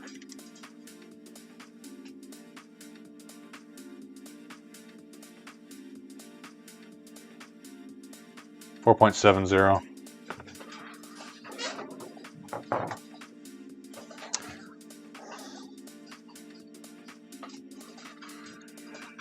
Nope, that's not right. So yeah, see these calipers, they like reset themselves.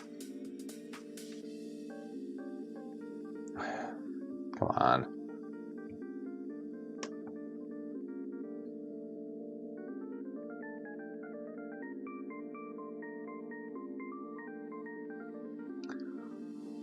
Five and a half.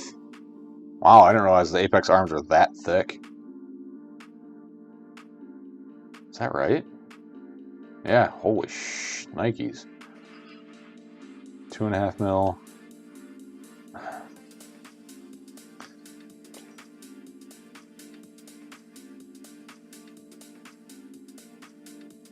$2 mil.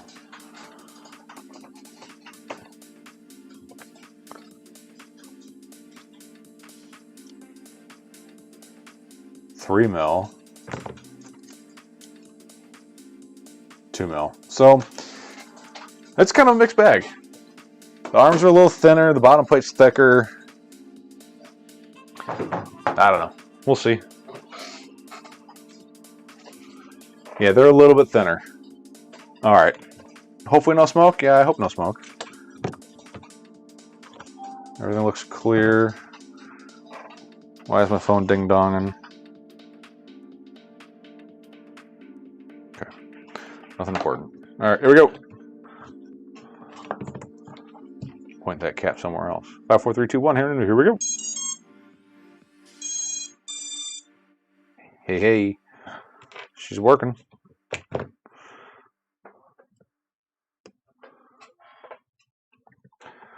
Let's do up the old beta of flights.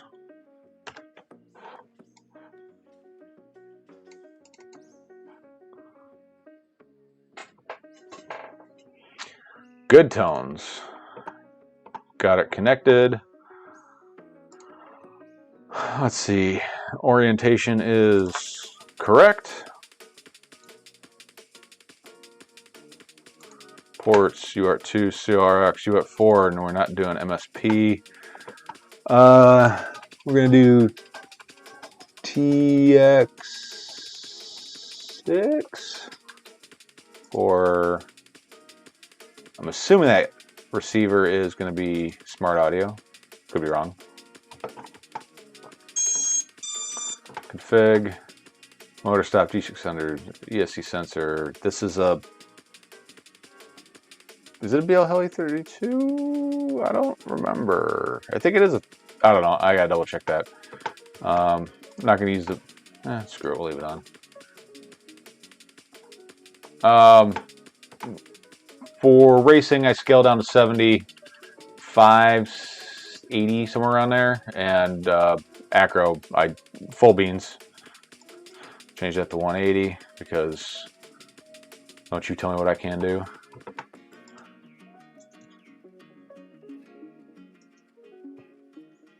Steel 5, analog RSSI. Here's that RSSI pad that we slaughtered up. S-bus. LED strip. Not using LEDs. Telemetry. Don't need that. Air mode OSD. Dynamic filter. I'm not running a beeper, so I want to enable both of those. And save and reboot. Stinky? So it is. Here we go. Stinky.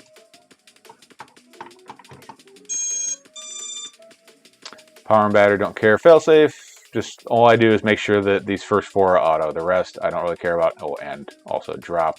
PID tuning, don't care. Receiver, I haven't bound it to anything yet, but I know it's going to be TAER for my setup.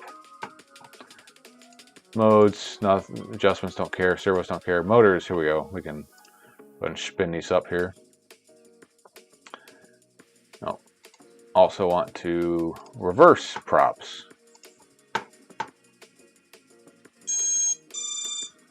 Motors, and we're going to spin the first one. Make sure it's going the right direction, and it is not. 1 is backwards. 2 is good.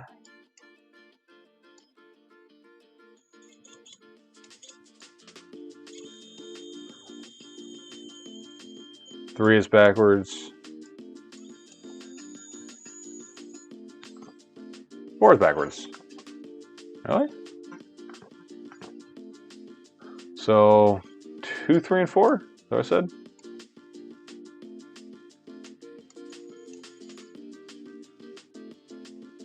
No, 2's right.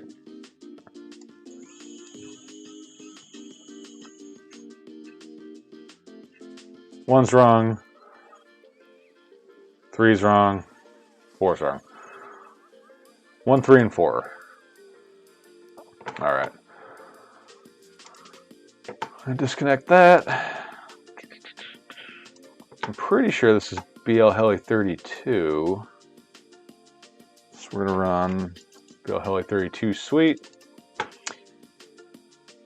Got to close Betaflight when you do this.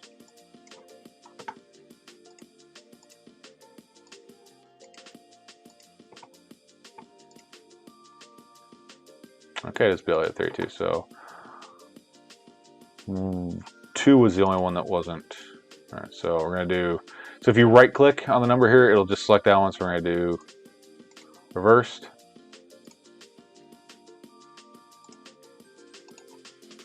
Reversed. Reversed.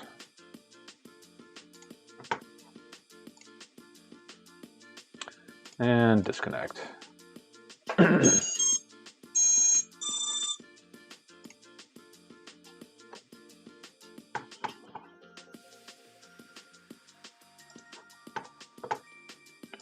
And let's try again. That's right. That's right. That's right. That's right.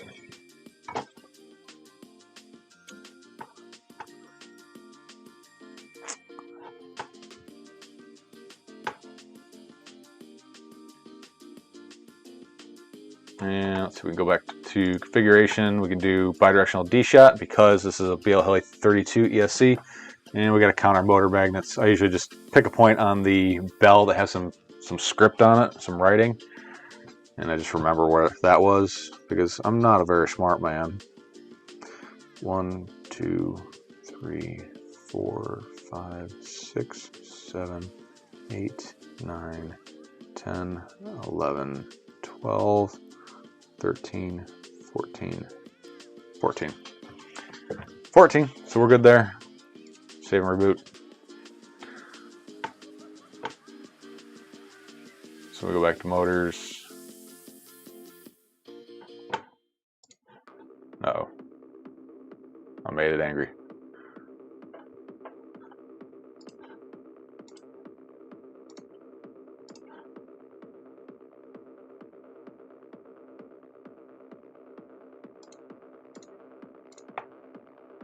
This USB cable sucks. There we go.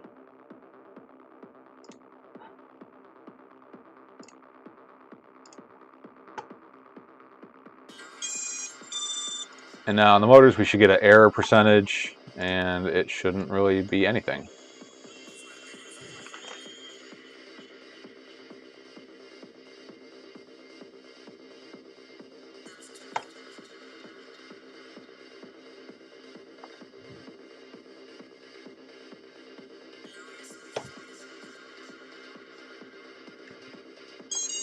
That was weird. I think I starved it for voltage.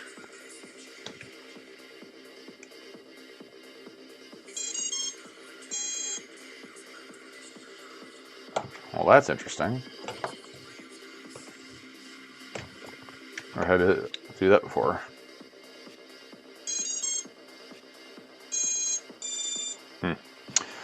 Must just be some weird combination of having the smoke stopper installed and being connected to Betaflight. Not worried about it.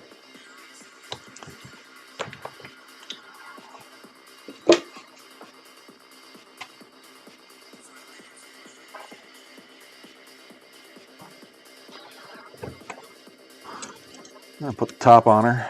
I don't lose anything.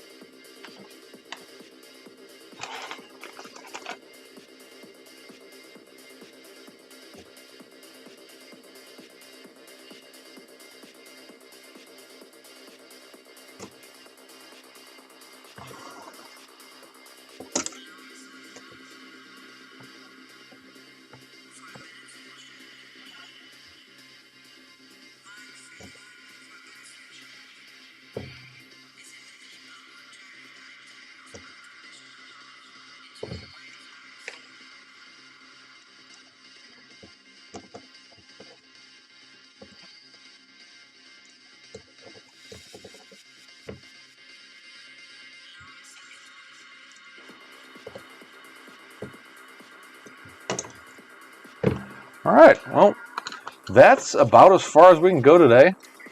All I'm waiting on is that VTX to show up. Hopefully it'll be here by the end of the week. And we'll be able to get this sucker up in the air.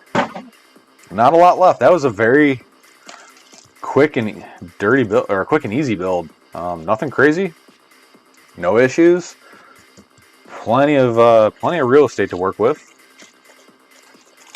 Really kind of happy with it so far.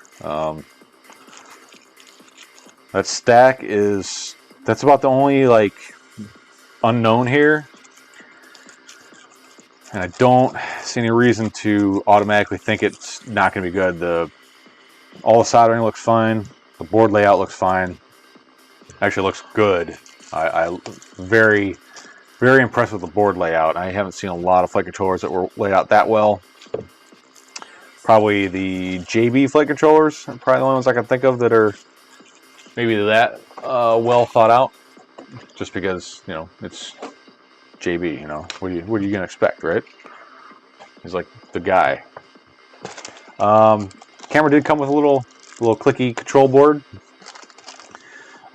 These are really great to keep around to replace the broken switches in your FrSky X9D radios. When they get all beat up, I desolder these and solder them into the radio.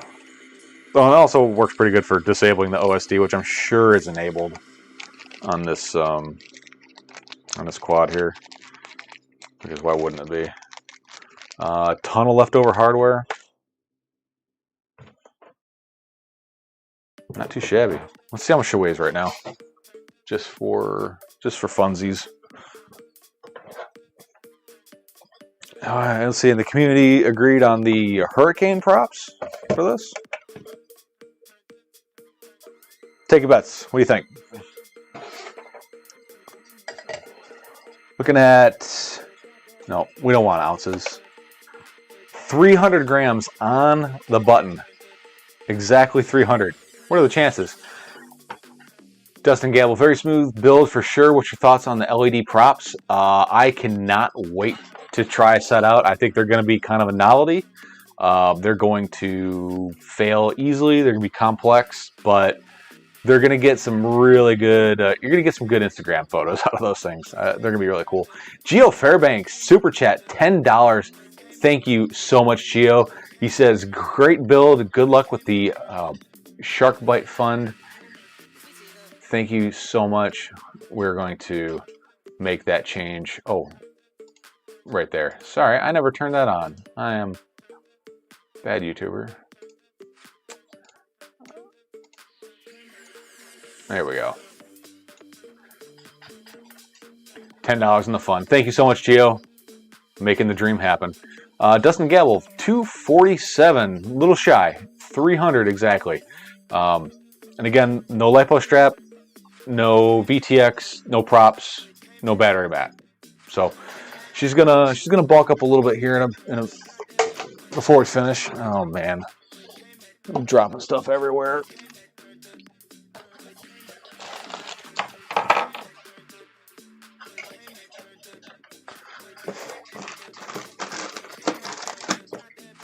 I swear I had a battery mat for it somewhere. Oh.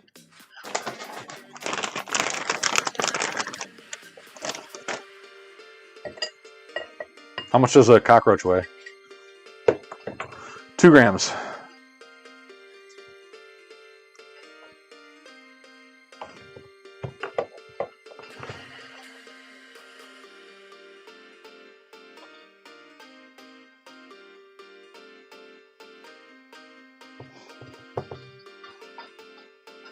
Oh.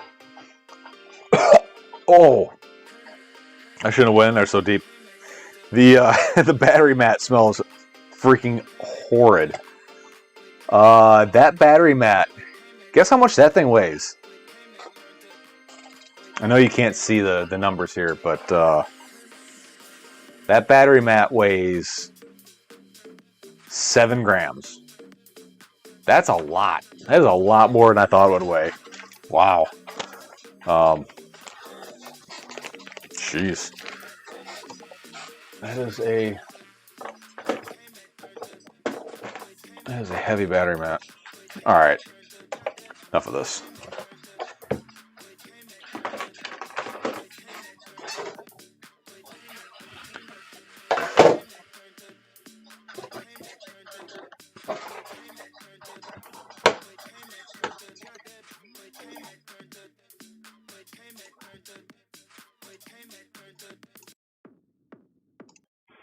All right, folks. Well, that pretty much concludes this thing for the day. Super excited. The thing I'm probably the most excited about on this is it's gonna be the camera. Something about this thing, this big old honking eyeball staring right back at you. Something about it.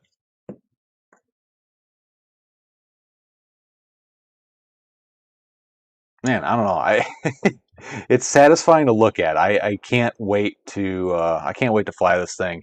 I do plan on flying it, tuning it. I'm going to try my hand at 3D with some of these Zurple props. I believe that these are Zoe's props. If they aren't, I'm disappointed. So I was looking forward with Zoe's props. But I plan on trying my hand at some 3D quad action because, you know, like I said, FEV is not hard enough already. You make it harder. But yeah, I think that's where we're at. The camera seems to be way more stable this time now that I've gotten rid of the Elgato Cam Link dongle dealy thing in here. So that's a win in my book.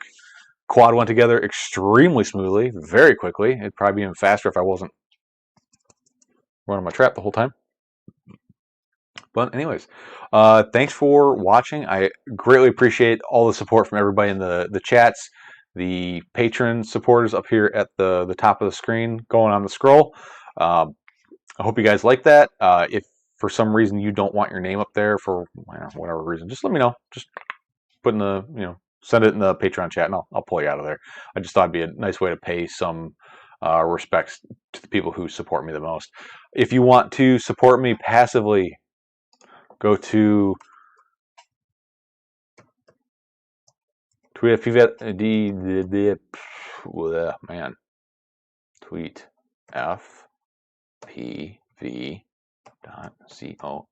Go there, click on any of the links you see, and I get a little cut. Helps out a ton, and it keeps the wheels on the bus on this little thing here. All right, folks, appreciate it. Everybody in the chat, thank you, and I will see you all again next time. I'll be definitely doing some giveaways on the next stream because I know y'all like that, and I like it. It's a ton of fun. All right, folks, I'll see you around. Stay safe.